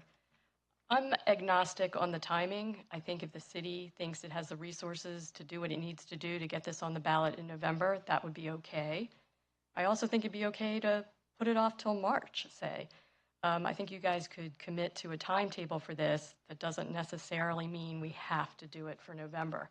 I don't think the interval, the 4 months between November and, say, March, people are going to forget about the fires or forget about the housing crisis. I wouldn't put this off for a long period of time, but I think a reasonable period of time to get all our ducks in a row would be worthwhile. One of the things that is a remaining question for me in looking at the bond is that the staff report doesn't include a needs analysis so that we really know what the appropriate AMI level to target is. My somewhat out-of-date information would lead me to believe that we really do need to focus on AMIs below the 80%, that the city has other tools available, and hopefully we'll have more tools in the future to address the missing middle and the AMI above, let's say 80 to 120. That's a great target for inclusionary housing, where the city doesn't have to bear as much expense. But that I think it really is incumbent on the city as a public entity to target the very lowest income levels if we're going to do it with public funds, like from a bond. Thanks. Thank you. Anyone else in the audience like to address the council or ask any questions or make commentary? Thank you. Welcome. Good evening, Tim Unger, Plaza Street. I'm confident that the city staff with an $80 million budget can muster the resources and can come up with the necessary time to do whatever it is they're instructed to do. I'm not agnostic on the timing on this. I believe that the push to get the bond initiative on the ballot is too quick. The data analysis is insufficient, and the buy-in and dialogue with the community, as well as the presentation of the hard facts, is absent. The cost is considerable in terms of payback. For $10 million, you're going to spend $8.8 million. I don't think anybody who would be a conscientious investor would tackle something like that themselves personally. The cost to the homeowners is meaningful. There was an article in the Press Democrat that spoke to the bond initiative here, and the paragraph said for both Santa Rosa and Healdsburg, the belief is any local money for affordable housing. Don't forget, this is the belief. Any local housing can be leveraged for 3 times the amount in state and federal tax credits. Some of those dollars could come from $4 billion. These are all soft variables with no definitive terms. We don't know what the matching funds are. We don't know how competitive the engagement and the pursuit of those matching funds are going to be. Every city in California has a housing challenge. How long are those funds going to last, and who's going to be prioritized to receive them? I too attended and participated in the Mill Street charrette with Mr. Rosen and Mr. Berg, among other residents. The data that Mill Street and Replay produced is noteworthy. If you haven't received it or seen it, I suggest you get a hold of it. One of the telling data points that came forward is 50 to 55% of the homeowners in Healdsburg are age 55 and older. They also had meaningful data that talked about the need, the significant need is for lower AMI, not higher AMI. So again, I think this is too quick. I think there's insufficient data, and we haven't taken enough time. I think Ms. Kravitz's point of view about, oh, you could do something like this in a shorter period of time rather than a longer period of time is probably a balanced perspective. But this is too soon. It's going to compromise the ballot initiative for the GMO amendment. And you got to ask yourselves, do you want to put that at risk? Thank you. Is there anyone else that would like to address the council and make some public comment? Okay, I'm going to go ahead and close the public comment time unless someone's coming up. So at this time, I am not sensing anyone is holding back. So I will close the public comment now and come back to the dais. So thank you everybody for your commentary. It is definitely a timely issue, and you do feel the pressure that we feel. That's why we're here in July calling 2 special meetings and trying to schedule this time, and our staff has worked diligently to give us what we can and inviting legal to come in. So there has to be a level of gratitude no matter what, that this community, this staff, this community, or this city council is caring and wants to address this issue. It's been on my mind since I ran for office, and I know others remember very much when they ran how it felt to walk around and talk to people about housing. It's a tough one. So I want to open this up with the 4 members of the city council this evening to have a conversation. And again, perhaps it's my educational window, but as an educator, I really like inquiry and I like remaining curious. I'm not interested in a solution. I'm interested in constructing concepts that allow for people to see things in a different way. And I think I have been pushed. I think he's been pushed a lot. And I appreciate that. And I really want that tone, because I think that that's what government needs to move more into, is pushing thinking, not being the answer and saying this is exactly what we need to do. Housing is a complex topic, and there's no one answer.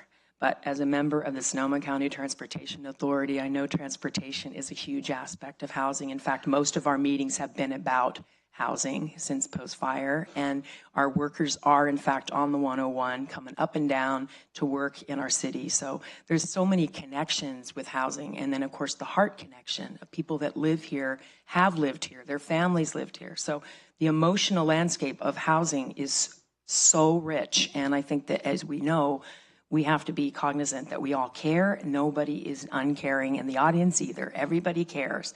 It's just a matter of what makes sense and what we can get done.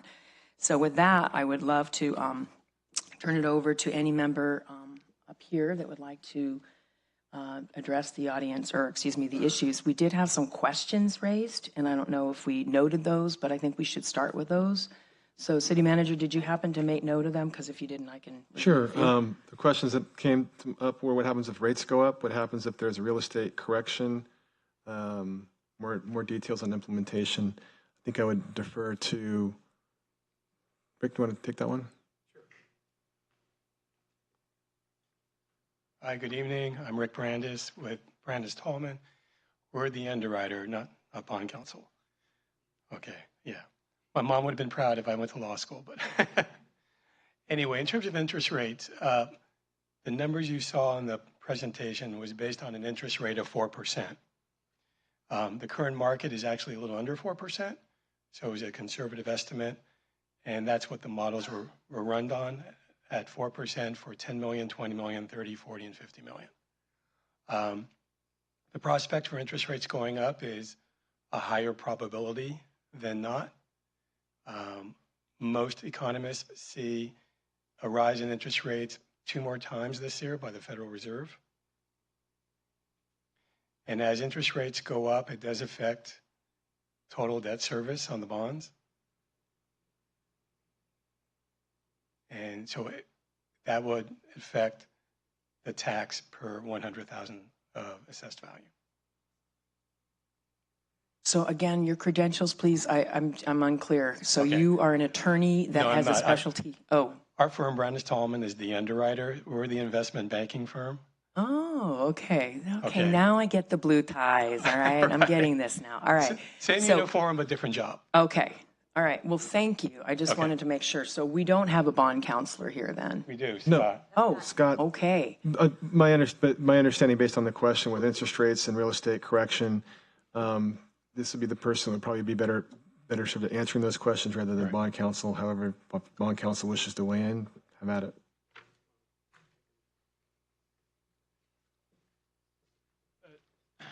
So if interest rates go up, as Rick said, it could just affect the ultimate property tax that gets assessed or levied on the properties to repay the bonds. If the city wants to stay within a certain range of those property tax levies, then that would reduce the amount of bonds that we could issue. Clarify. I don't know if your mic's on. I think it is. Is the green button on? Yeah. It is, yeah. My question is, I heard some pretty strong statements about the debt on this and the actual numbers not really sounding to be responsible as a government. Actually, I think there were questions about whether or not that was acceptable. So I'm asking, is that to go the 4%, and I know what you just said about the debt service and all that, but I guess my question is it responsible as a municipality to take this on in light of the unknowns? And I know that's a super speculative question, but I just have to ask it. What do you think? Well, so go ahead. Oh, go ahead.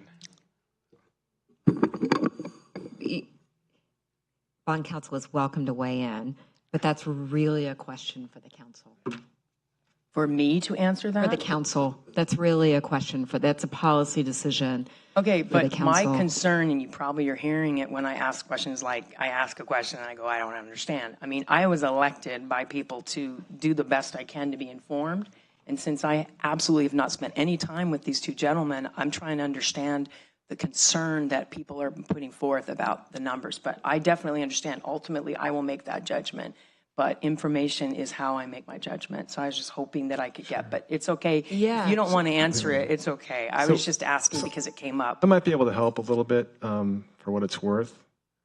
So when you take a look at this breakdown, it would be highly unusual for a city to move forward with a bond amount of $10 million with that level of interest and that level of effort. You would typically see a city moving forward with a much larger general obligation bond. I think Santa Rosa's, I don't want to speak for Santa Rosa, but maybe struggling with the same thing. They're a much larger city. They're looking at, I think, $81 million in that range. Is that really a big enough number to really help Santa Rosa? I think that's the question their council will have to weigh in on tomorrow night. For $10 million is really, for the level of effort and the amount of interest that goes into that, I'm not sure that would be something that staff would recommend. Certainly, you're going to see much larger numbers typically when cities float GO bonds, and I think that's an appropriate question to answer for Rick or for Scott. City manager is correct. Most of the time, when a city or school district issues bonds, it is for a larger amount, much larger amount.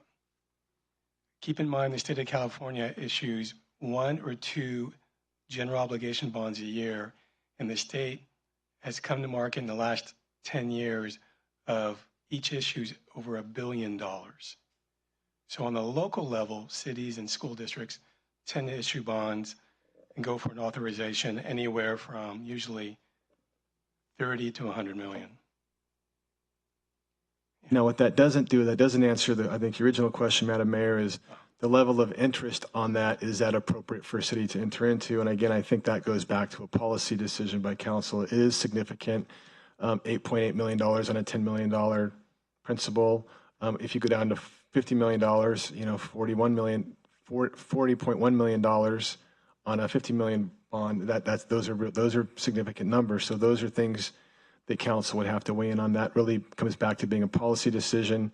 And that goes back to just how much public input do you want before you make that determination. So again, making the decision between, and not that those are the only two, but the parcel tax versus a bond, the parcel tax avenue is more, characterize that a bit? So the parcel tax, you're taking a look at each part, depending on how you do it. I'll defer to Rick or Scott, but depending how you do it, it could all be the same amount. So regardless of what the parcel is, you could say $100 for each parcel, regardless of the valuation of the property. So again, that's the analogy I used earlier. You could have $1 million property next to a $100,000 property, and each parcel, regardless of the size, is paying the exact same amount. That doesn't allow you the leverage to bond for a larger amount. Potentially, if you take a look at the city of Healdsburg, I want to say, let's say there's 5,000 parcels. You don't have the buying power, if you will. Whereas in a much larger city where you have many more parcels, maybe it makes more sense. So we would definitely want to run those numbers. We want to take a look at what the opportunities are for a parcel tax, but you might have a less of a financial impact on the residents of Healdsburg, or on the flip side of that, you would potentially be able to bond for less money as well. Would you want to add to that? You're correct. It would be a lower amount of available proceeds based on a fixed amount per parcel, regardless of the value of the parcel. Thank you for coming up and answering the tangibles, or at least the numbers, and how we can make sense out of the values. I did hear one question about prepayment of the bonds, Right. early redemption, and typically bonds are issued with a 10-year optional call, optional prepayment. So you can prepay it or refinance it in 10 years. That's typical of any bond in the bond market. Is that a frequent action? People do that? Or is that a common, not common, but you've seen it and it's been We've done? actually done that a number of times with our wastewater bonds, our redevelopment bonds. I think recently we did one with the redevelopment bond, if I remember correctly, but I know we did it with wastewater. We've done it with water bonds. So Both. it's not unusual to do that. As interest rates go down, you definitely want to readjust. I would use the analogy of refinancing your house. As interest rates come down, you have an opportunity to lower your payments. You take advantage of that. It's just a much bigger process when you're refinancing a bond than it is a home mortgage, obviously. Okay, thank you. Thank you both for coming up and answering those. Are there any other questions that you noted, City Manager? Sorry. Those were the three that jumped out at me. Okay. And are there any questions or comments here in terms of where we are? I mean, because I have things to say, but as mayor, I go last, so I will definitely. I have a yes, comment. Thank you, please. So in listening to this, I just kind of put it in a little bit of perspective. Initially, the county was going to do this, right? And it was going to be countywide, but they decided not to do it because there was perceived opposition from rural groups they felt that the large landowners would kind of bear a lot of the burden, and they decided not to do it. I think some of the polling that they initially did was pretty strong, and you can see that the Santa Rosa polling is also pretty strong. But if the county would have gone through with that, that would have been on our ballot, but now it is not. So that's kind of what triggered us to say, hey, wait a minute, let's do our own thing, because if you talk to a lot of people in the community housing committee, things like that, a lot of people were counting on that money to kind of go into the plan, the housing action plan, which is out there and exists, and has existed for a while. It is pretty detailed as far as the levels of incomes and things like that we desire to have in Healdsburg. And so missing that, not having that money to spend on, lower income houses was the impetus, I think, for our discussion today. So, I mean, I think that's the key to this whole thing, is that we were counting on it. I think that there's a lot of support out there for the bond measure that the county was going for. And if we were to just do the same thing for Healdsburg, I think that is a good story to kind of that fits in with the plan, the housing action plan that we have in place to go forward. I think I can think of a number of opportunities for affordable housing that we have in the works, in various stages of development. Also, there's a lot of potential. There's some property that we have, multiple pieces of property that you own, some that's in the process of being transferred. There's a lot of other properties out there that I think have the potential for affordable housing. And if you look at an example of our latest example of affordable housing is that, we put up $1.7 million in property value, and we got I want to say it was $11.24 million project, if memory serves me right. So you do the math right there, it's like between 5 and 6 to 1.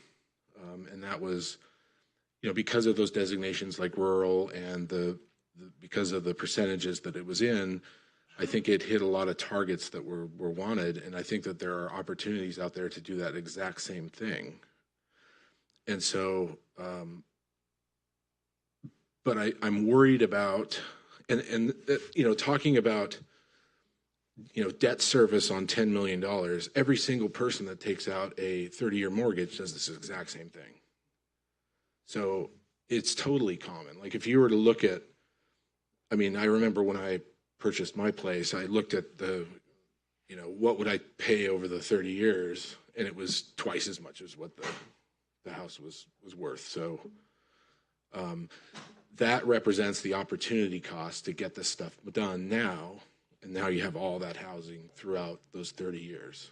So that's how you look at that. That's totally okay. Everybody does it. And you can refinance it and all that kind of stuff. So we all know that. So the question for me is I'm for putting a bond measure on the ballot. The question for me is, well, what's the amount? And I'm inclined to go with something that would be similar to if the county had done their bond measure, that amount, so that we kind of have a story, we have a narrative that we can say, hey, we were counting on this, it fits in our housing action plan. Here's our housing action plan, by the way, and this is the stuff we're going to do with it. And I do think that this should be focused more on the lower scale of the incomes, 80 and below, which, 75% is, as far as the county's measure was concerned. But I would be totally okay with going 100% on that. I think that we have other things in the works as far as our housing action plan that are taking care of that. I think the Community Housing Committee is in the process of reworking our affordable housing ordinance, and that's going to be rolled out to us here pretty soon. So that's going to be changed a little bit.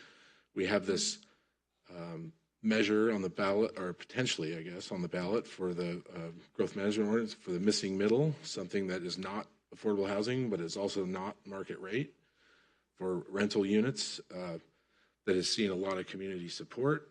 And I think that this actually, if we were to skew it to the lower end of the scale, I think that the two measures actually complement themselves very well in regards to our housing action plan. So I would be inclined for somewhere in the neighborhood of the $10 million bond principal amount. I think if we try to overthink this and we try to make this a solution or something that is a solution to everything, that's a bad idea. That hasn't worked.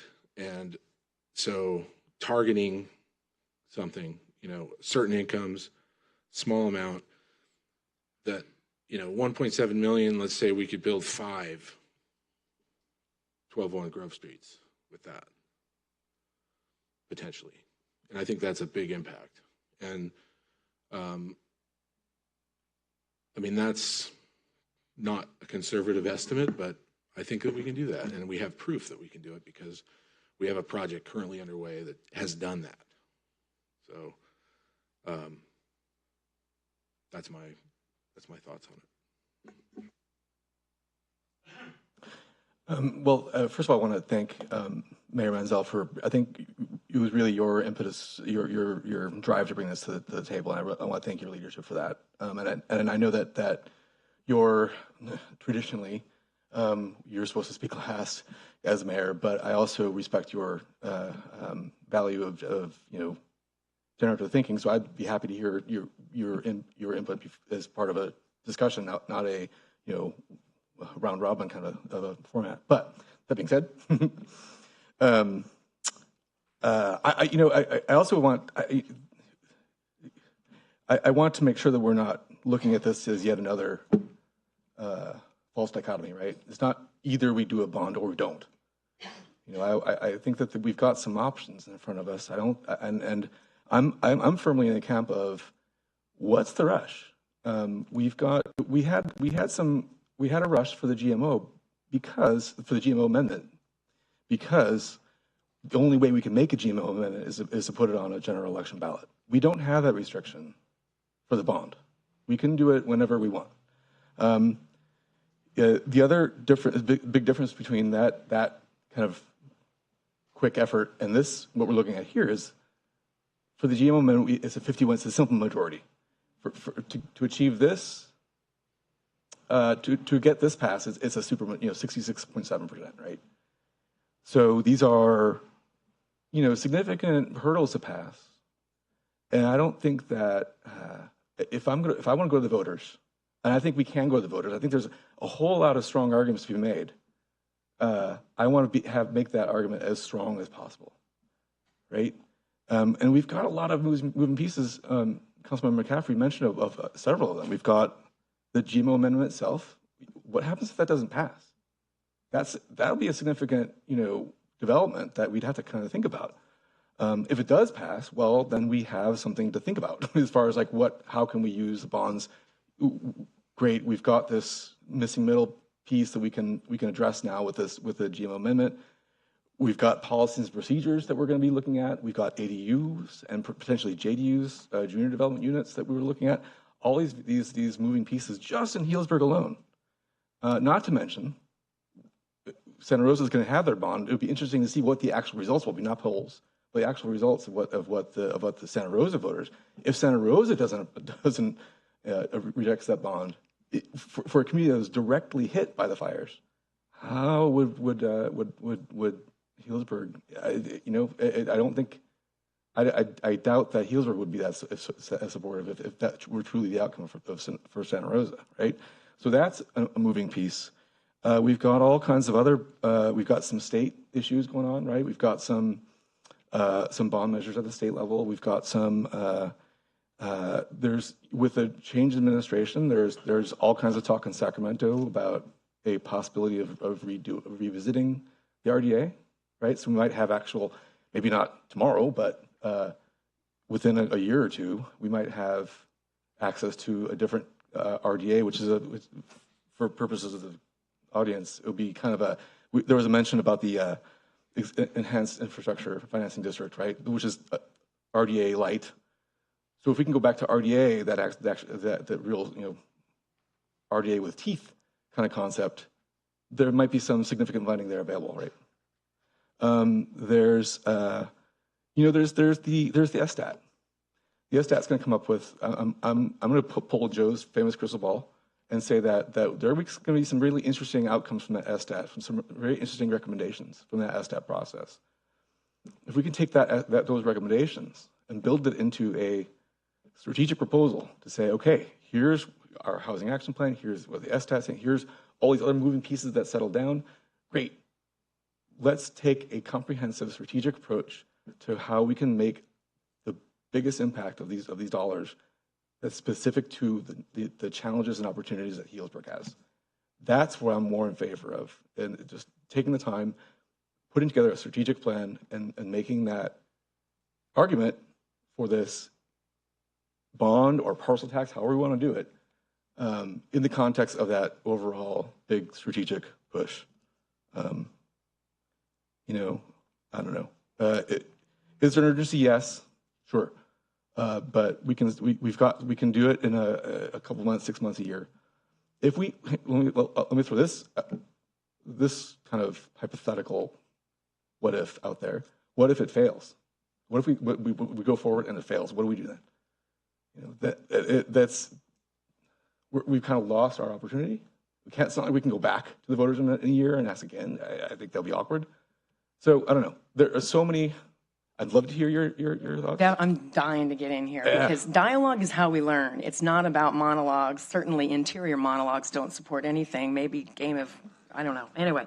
Yeah. So may I just a little bit, I know Vice Mayor, you're being courteous to me, but since you invited me and then came back and kind of gave me a lot to think about, I really want to stay present with your questions because I really want to make sure that I'm getting what we think is important right now as a council with 4 of us here tonight. What's the rush? Well, I mean, I understand that some people don't see us as a fire. We survived a fire here. We did survive a fire. Some of our workers were, in fact, Santa Rosa people that are still impacted by the ripple effects of a loss of housing in the community of Santa Rosa. As an employee in the city schools of Santa Rosa, I know you've heard it. It's still happening. And so I do think, fire or not, the city of Healdsburg has a responsibility to house its own workers. I think that when we do not take responsibility for that, regardless of the fire, we're not meeting what I think is our responsibility as a municipality. So from the start, I've wanted worker housing, and I absolutely support this concept that you're saying about, having a plan. But again, having sat on the Community Housing Committee, we did not pass Measure R. Measure R and Measure S were both on the ballot, along with numerous propositions and a presidential election that we all know, was really heated. And people sorted through. They passed R, they didn't pass, or they didn't pass R, they passed S. They were both issues around affordable housing. That, to me, is significant if we want to look at numbers and why people vote the way they are. This city has the capacity to do anything it wants to do. I really firmly believe that. I feel that way every time I meet a child in the fall. You have the will, we have the will, and we're progressive. We have a city manager that wants to do work for public good. I've watched it. I know for a fact that our city attorney deeply cares about this issue, and I know that we have people on our staff that have been running with us trying to look at this. What I don't appreciate, and I agree, I think, with Councilman McCaffrey, is it is congruent. The affordable housing that we're dealing with has to do with the missing middle, which the GMO ballot is a totally different, shall I say, target audience than this. This is money. I've shown my tax bill to everybody. I definitely fit the portrait. I'm a poster child to support this because I'm looking at my bill and I'm saying, okay, I can do this, Healdsburg. You keep telling me my house is worth all this money. It keeps going up. I know Vice Mayor Hagley went through my tax bill. I'm looking at all these different things I'm paying for every month. I've got, the Russian River Project, the Healdsburg Unified Bond District, the Healdsburg School Facilities. I mean, there's 8 or 9 things here. Mosquito District, Northern Sonoma County Hospital. I may not utilize all those things. I'm a Kaiser patient. I mean, you can go nickel and dime me all you want. I'm dang ready to pay that extra assessment because I know that it's going to go to an issue that this community embraces. As a middle-class teacher, I'm willing to pay it. So I have a problem with the concept that people don't want to pay it. And one of the realtors wrote to us about that and said, oh, no one can afford this. I can't afford it, but I'm going to definitely support it because it means something to me, just like public schools, just like the Russian River, just like health care for everybody. So I guess I have more faith in our voters. I do trust our voters. I think they demonstrate each and every time we ask them to vote. I really believe that they really are researching the issues. I think we have plenty of time. We have a full-time community service or community communications person, Rhea Borges. She is our full-time, goes online, gives us all the updates. We have community conversations starting. We have SDAT coming in the middle part of August. Do I trust my voters? They voted me in. I trust them. I trust them. I think they did a dang good job, and I have no problem with the way people vote in this town. I've been really remarkably satisfied. It's made me want to stay instead of moving to West County. I think that we have a lot to say right now, but I don't want to mix the metaphor here. I think that this is an emotional topic, and I absolutely agree that time is at the essence. I support what McCaffrey said only because I think that what he's saying is it's not to be overthought. Look, if we start doing what ifs, we're crazy. I know what I need. I need money to do anything I do. Money is essential in doing anything, and you have to put it forward. And so this night is so important to me because July 23rd, 2018, City of Healdsburg has an opportunity to make a decision to move forward, create a timeline, get the data we need, and inform our public. And if it doesn't fit, it doesn't pass. Measure R didn't pass either. There's things that don't pass for different reasons. I don't think this community would be opposed to a bond as much as people are saying. I just don't agree. I mean, I know my neighborhood, we're all, the ones that have been around, the middle class people, they're like, we want to take responsibility. I'm on council now. You guys all know I could run again or not. In the next week, I have to decide. I could be a poster child for this one. I would be able to do some work. I will walk the streets as Ms. Jonas has done. I can do it, but I guess my concern is that you don't feel comfortable with numbers, and I don't want to get ripped off. I don't want to spend money that isn't needed to be spent, but I just don't get why at this time, this perfect storm or this perfect moment, forget the storm. It's so common here. Breathe, think about housing, think about people under 80%. Let's do it. So my hope is that you don't get into the fear base that happens at the national a lot, where everyone gets so nervous. We have to do the right thing for the public. And I really don't think that this is going to benefit maybe us individually, but that's not why we're here.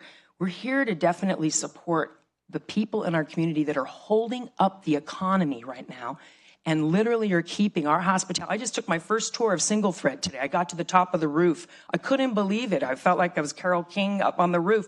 It was amazing up there. And I started looking down and I saw the American flag and I saw the plaza trees and I thought about Harmon Healed. And I just thought, this is a beautiful place. Let's get together and make some housing for people that are holding us up and making the beds and doing the work and holding up children. And it's just so important. So I'm emotional, but I'm also really confident that this council, whether I'm on it or not, is going to continue to work because I know the will is here.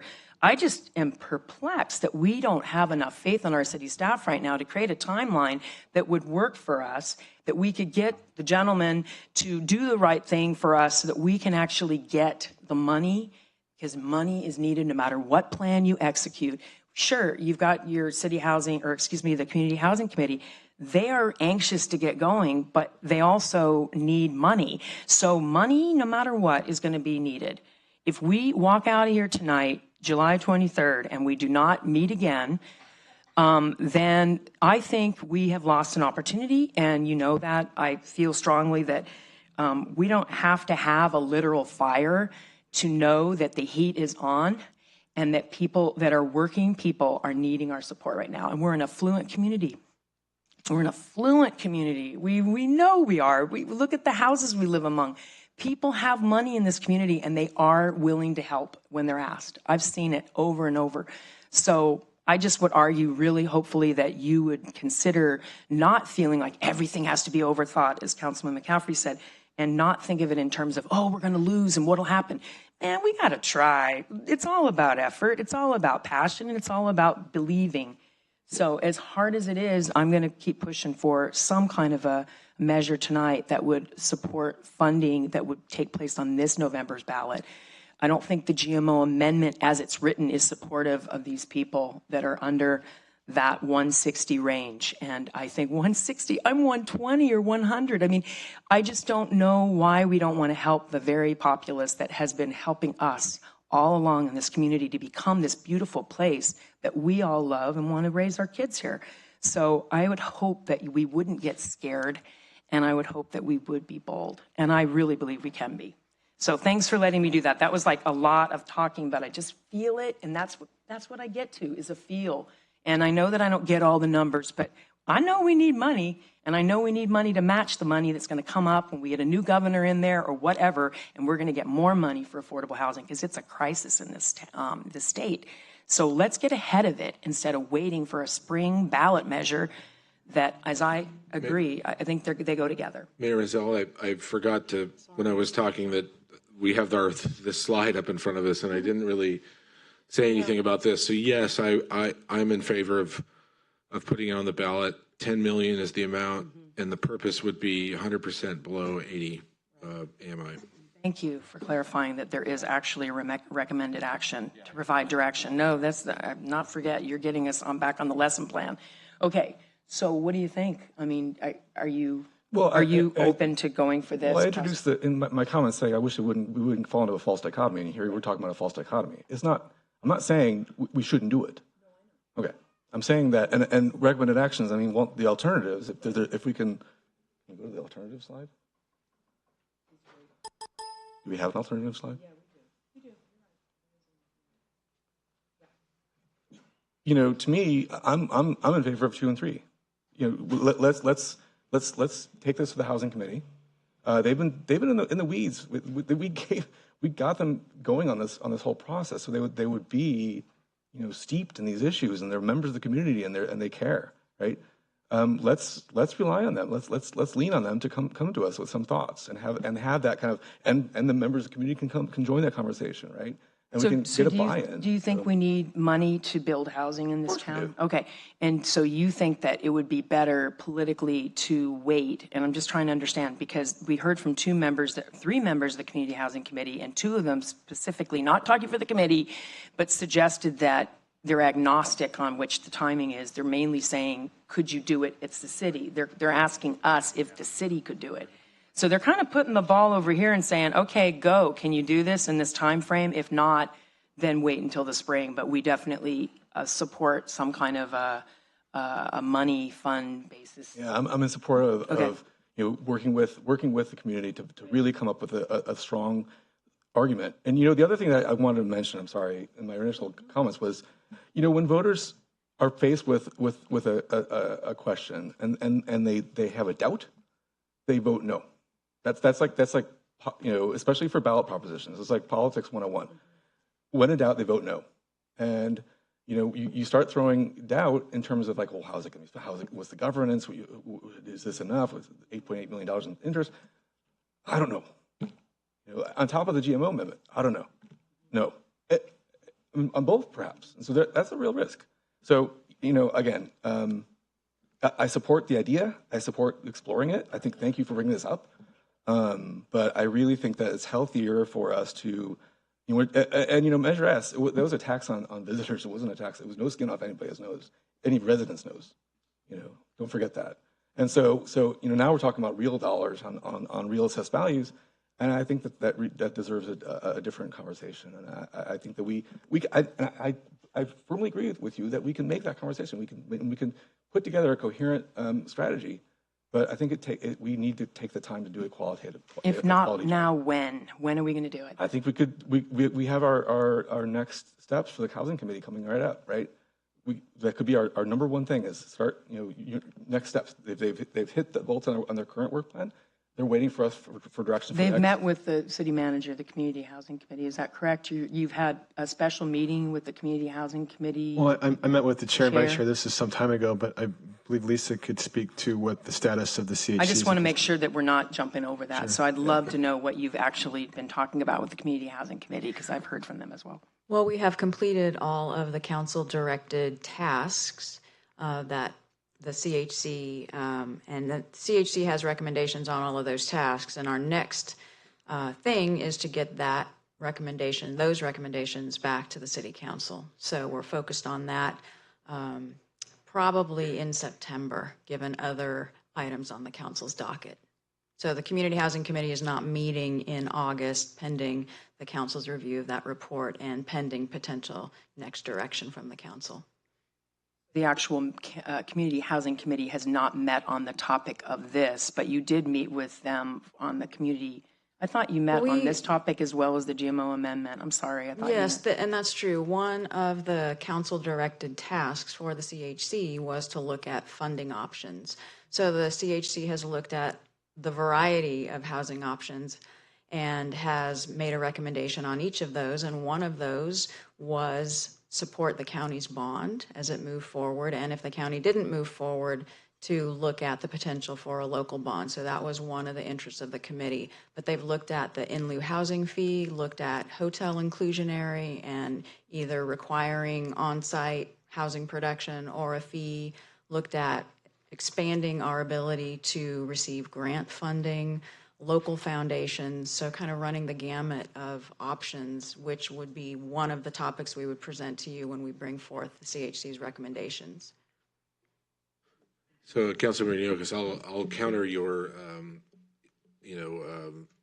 when or do it now or later with instead of an or, why not an and, right? I mean, I think that there's an opportunity here because of the whole county thing, that it was slated to be on the bond and we were kind of counting on it, as was the housing committee, that I think that in a $10 million bond, although 10 million is a lot of money as far as bond measures go, it's actually not that big. So I mean that's where I'm coming from, and I had the same issues that I was kind of working with of, could we do this or that and this or that, but we've been working on these housing issues for as long as I can remember, and I'm just kind of I'm not in a kind of mode of retrospection and I'm more in a mode of action. Yes, and I think that this is an opportunity to take advantage of that. And there is a narrative, there is expectation of this. So, and there's we had a council member from another city speak. We had a supervisor that's not ours speak. I mean, there's a lot of support, and I think that our staff or consultants hired, money that we authorize to hire consultants to put together an informational packet for this. There's a wealth of information out there that we've already published, that we've been working on for years, that could go into that kind of thing. And I think that there's also citizens out there who are willing to campaign for this, as well as the GMO amendment. So, I get what you're saying of, back to the kitchen and, stir the pot, but I think it's ready to serve, in my opinion. Just a small portion.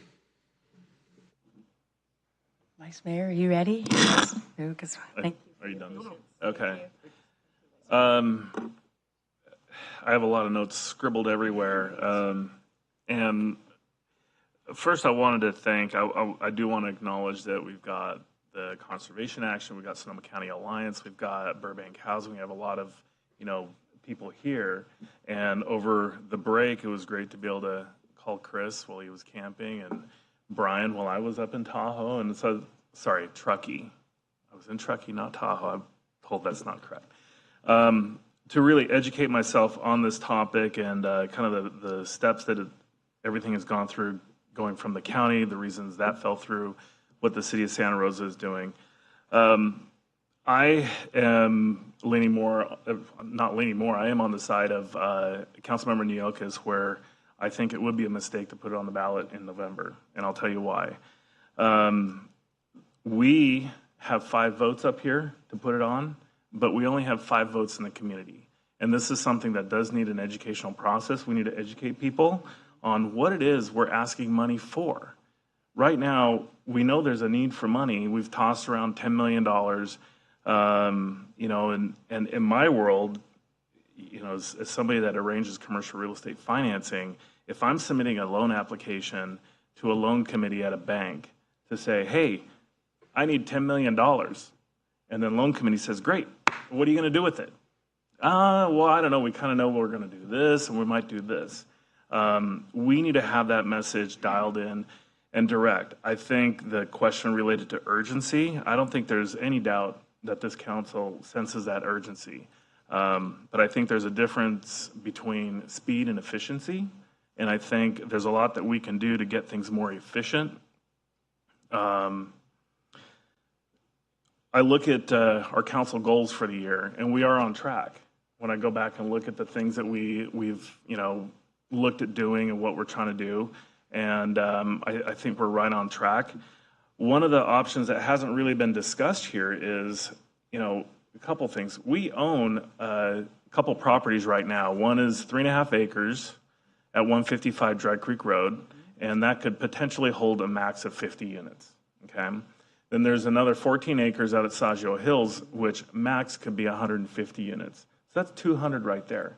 Do we have any renderings? Do we have any cost estimates? Do we have anything we can go to the voters and say, hey, we want to do 155 Dry Creek. It's going to be 50 units, and this is what we need the funding for.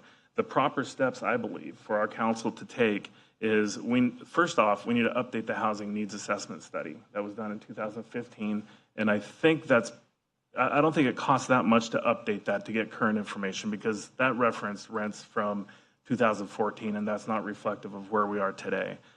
And then the beauty of looking at something like this, or something that's leading from the city side, is that we're really looking at, there's a difference between want and need.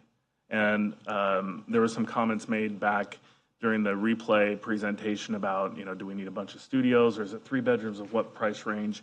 And I think this is an opportunity where we as a city can, once we get the housing needs assessment survey, we can determine, is it 80% AMI of 3 bedrooms versus when we're relying on a private developer to develop a project where they're going to kind of skew toward, well, we want to do, 3 studios, or we want to do 1 bedrooms or 2 bedrooms because it's more efficient cost-wise. We have a little bit of leeway if we as a government are trying to do something to say, no, it may not be quite as cost-effective, but the need in Healdsburg is for 3-bedroom units under 80% AMI.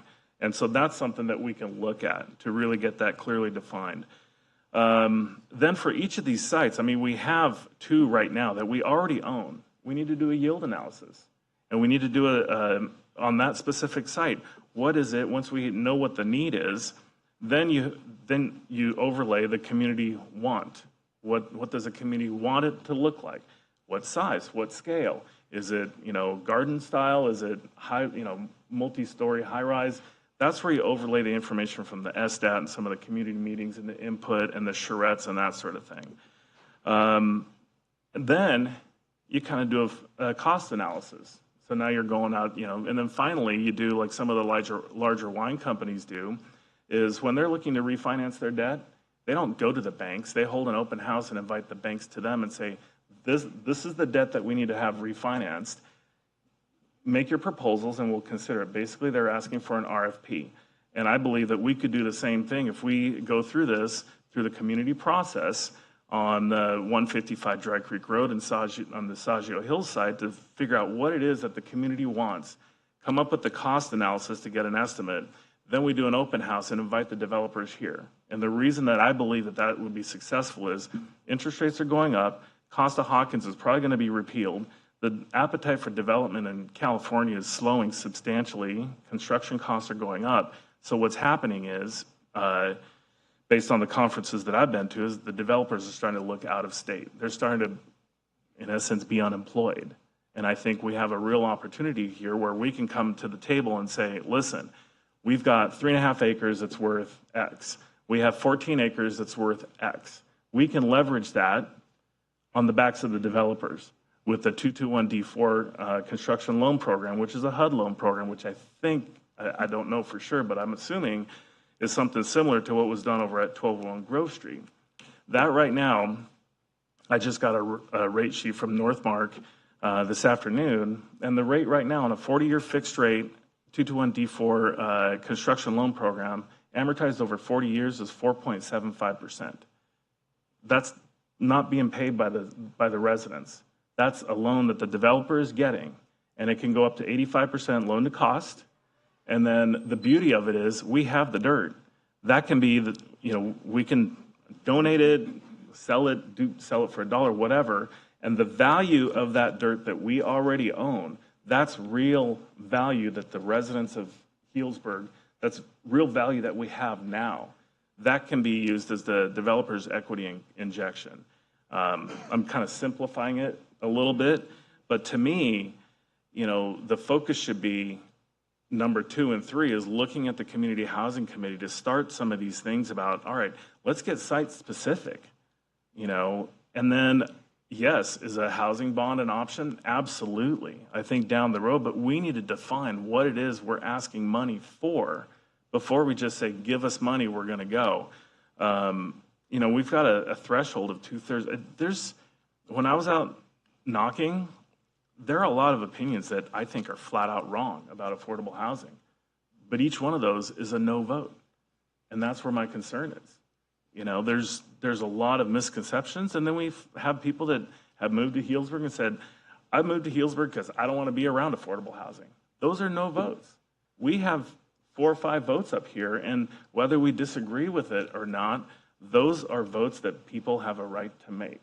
And that's where I think it really is important for us, just on these two, that's 200 units. And whether they're 80% or 100% or 160%, I mean, that's a debate that is input from the community that would absolutely have to be involved. But I think if there's an opportunity that we can explore this path, and I think, the direction to staff or CHC is to, hey, what's it going to take to start discussing, 155 Dry Creek or Saggio Hills, property, dirt that we already own, and start kind of coming up with a concept that then we can go to the community if there is a gap that needs to be filled.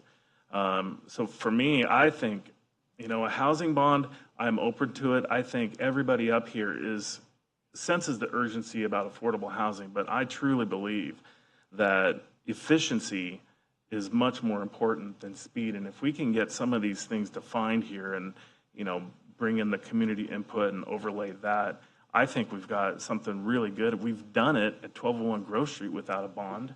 We already own other property. It can be done. So for me, I would not support moving forward with the housing bond at this time. I would leave it on the table as something to consider once we know exactly what those costs are, what the need is. I think the main thing is to really think about tonight's purpose. So what was our intention tonight? If we want to start talking about properties, I can go down that path real quick because I know them very well and have inquired about them for many months.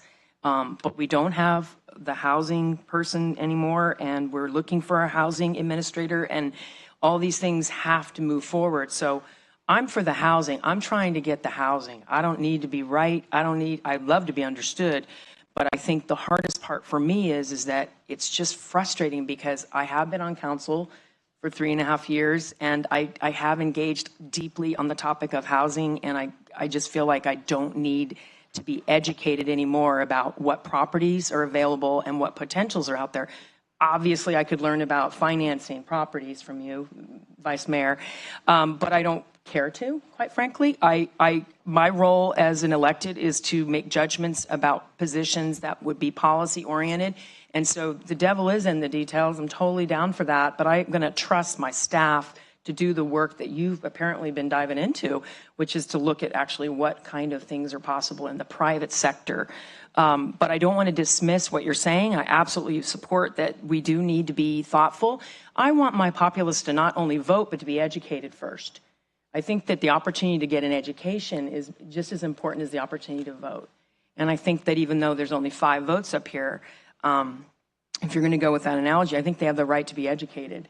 And I think that if they don't know what's going on, and because this is so new, and I think the narrative is there. So instead of just going, 2 for, 2 against, okay, split vote, done, don't have to meet next Monday. It's more like, what are we committing to tonight? And so what I'm hearing from you, Vice Mayor, is that you think that we haven't done an adequate job of exploring these properties to understand more ways to leverage so we can get more affordable housing without getting a bond.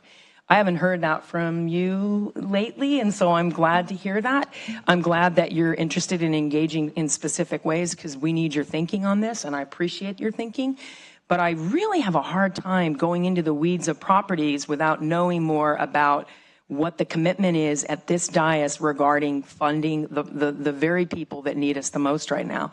So I'm just going to say I'm disappointed that you can't see the urgency for this November. And I know we've made a pretty strong argument here that the people were perhaps ready for the Sonoma County Board of Supervisors or whomever was going to make that choice to move it. It didn't move for various reasons.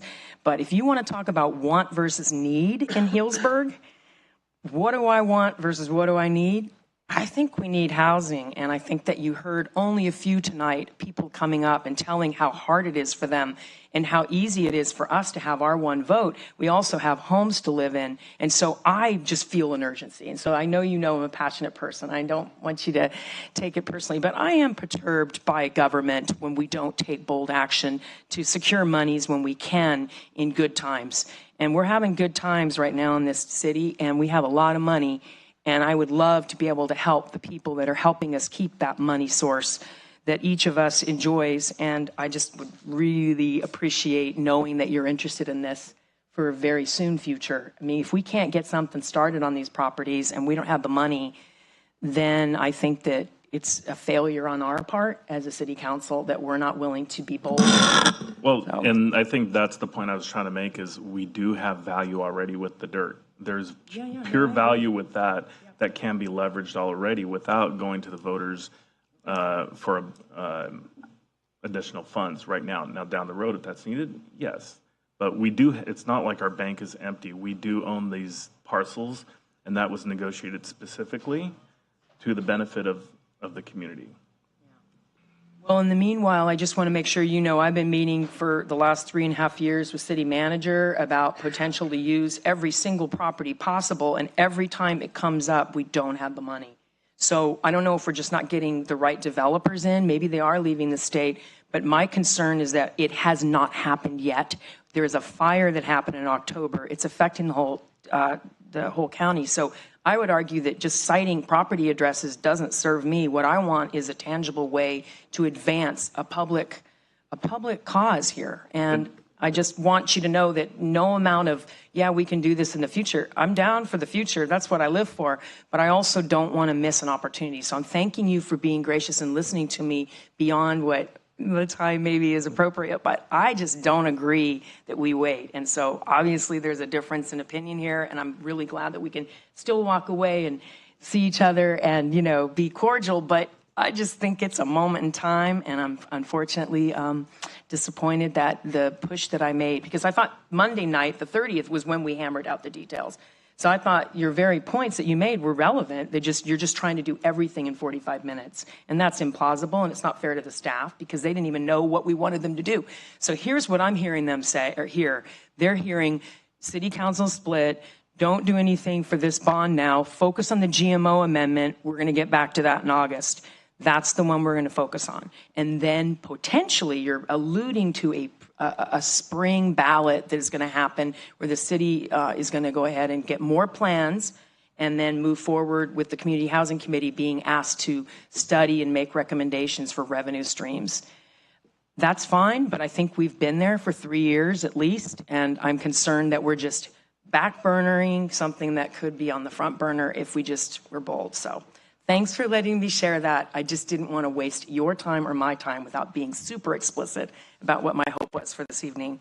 And thank you for letting me call the meeting, for showing up. Well, I just want to, you're saying we're split. I think we're not, we're split on this November ballot. That's exactly what I'm hearing. Yeah, but I think we're unified in expressing an interest in exploring it further. So can we all agree to table this and discuss it when we reconvene with the CHC? And when are we going to reconvene with the CHC? Because we've had one meeting with the Community Housing. Well, maybe that's what we can decide. So urgency is an issue for me because I, again, have watched firsthand in my classroom kids that have lost homes. People here are losing their homes, not by a fire, but for economic reasons. I don't feel as patient as y'all. So I'm just asking, when you say come together later, does that mean that we are going to be involved in the Community Housing Committee discussions, or are we going to wait for them to come back and report? So if I could. I just want a protocol. Sure. So Yeah. I think at this point, the CHC has actually made recommendations on all the outstanding items regarding the resolution that was passed by council. Looking for your confirmation. Yes. So what will be happening is we'll be moving forward with those recommendations to this council. We're looking at dates coming up in the next 2 months. And then at that point, you either accept those recommendations, but also be able to provide additional direction if you want the CHC to continue their work, focusing on a revenue measure and what that may look like, taking a look at developing a strategy for affordable housing as part of that revenue measure.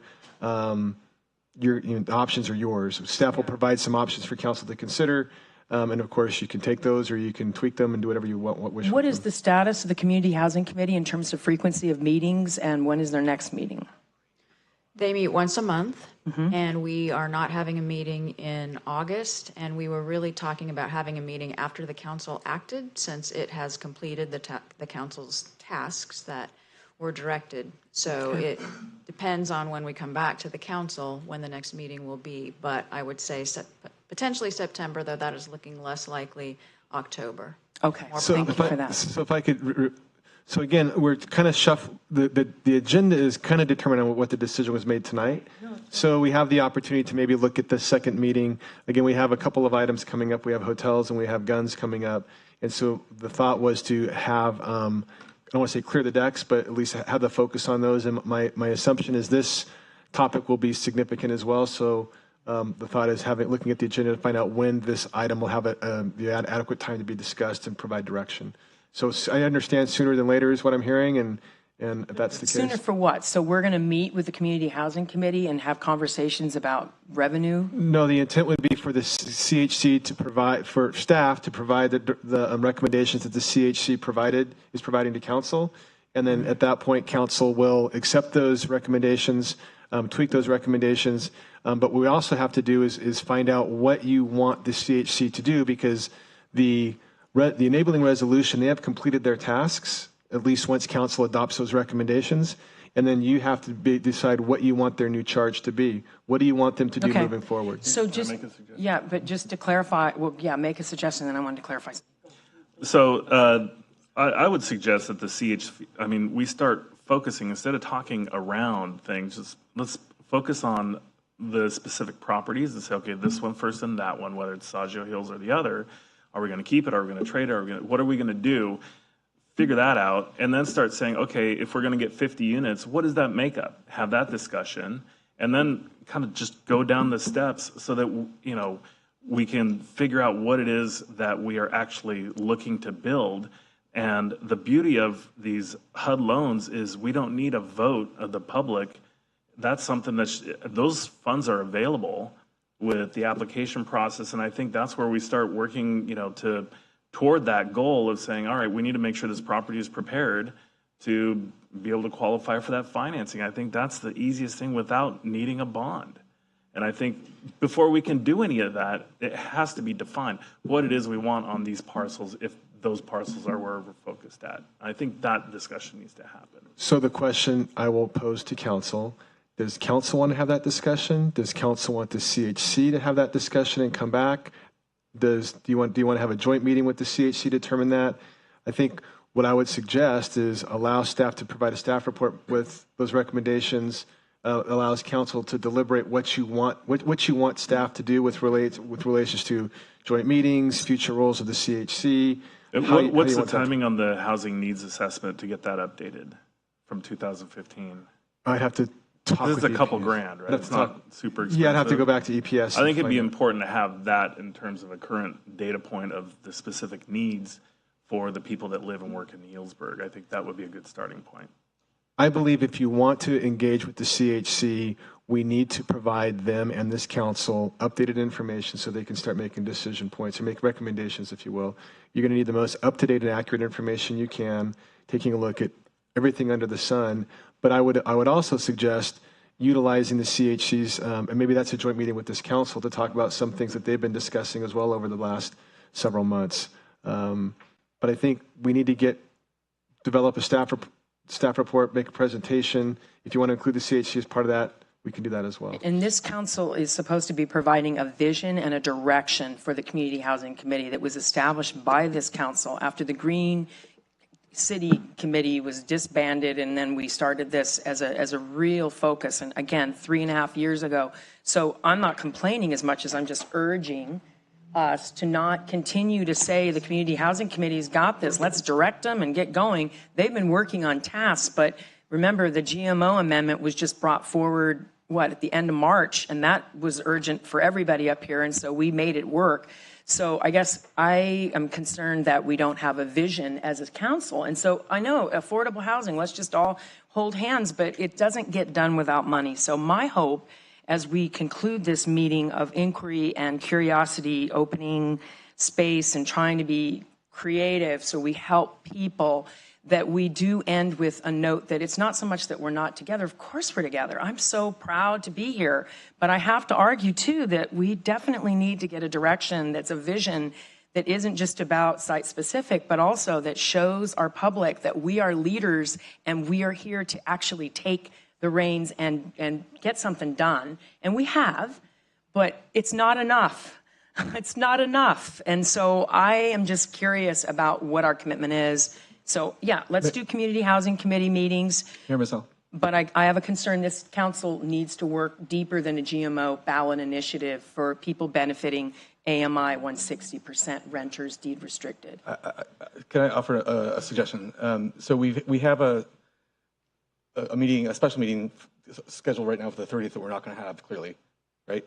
So, okay, well, so what I'd like to suggest is that we have a special work session with the housing committee that's independent of the council meetings, and so maybe it could be sooner than so we don't have to worry about the guns and hotels and money questions, but that we could actually have a specific work study with the CHC sometime in August, let's say, so we're not waiting, and then from that conversation, we can start having these very specific, okay, what's next? Housing needs assessment, evaluate the properties, ADUs, all these things that we can act on, and then start acting on them. But I agree. Let's not wait. Let's have a special session with the CHC next month. Would that be? So as council's consensus, what I can do is obviously look at schedules and look at some potential dates.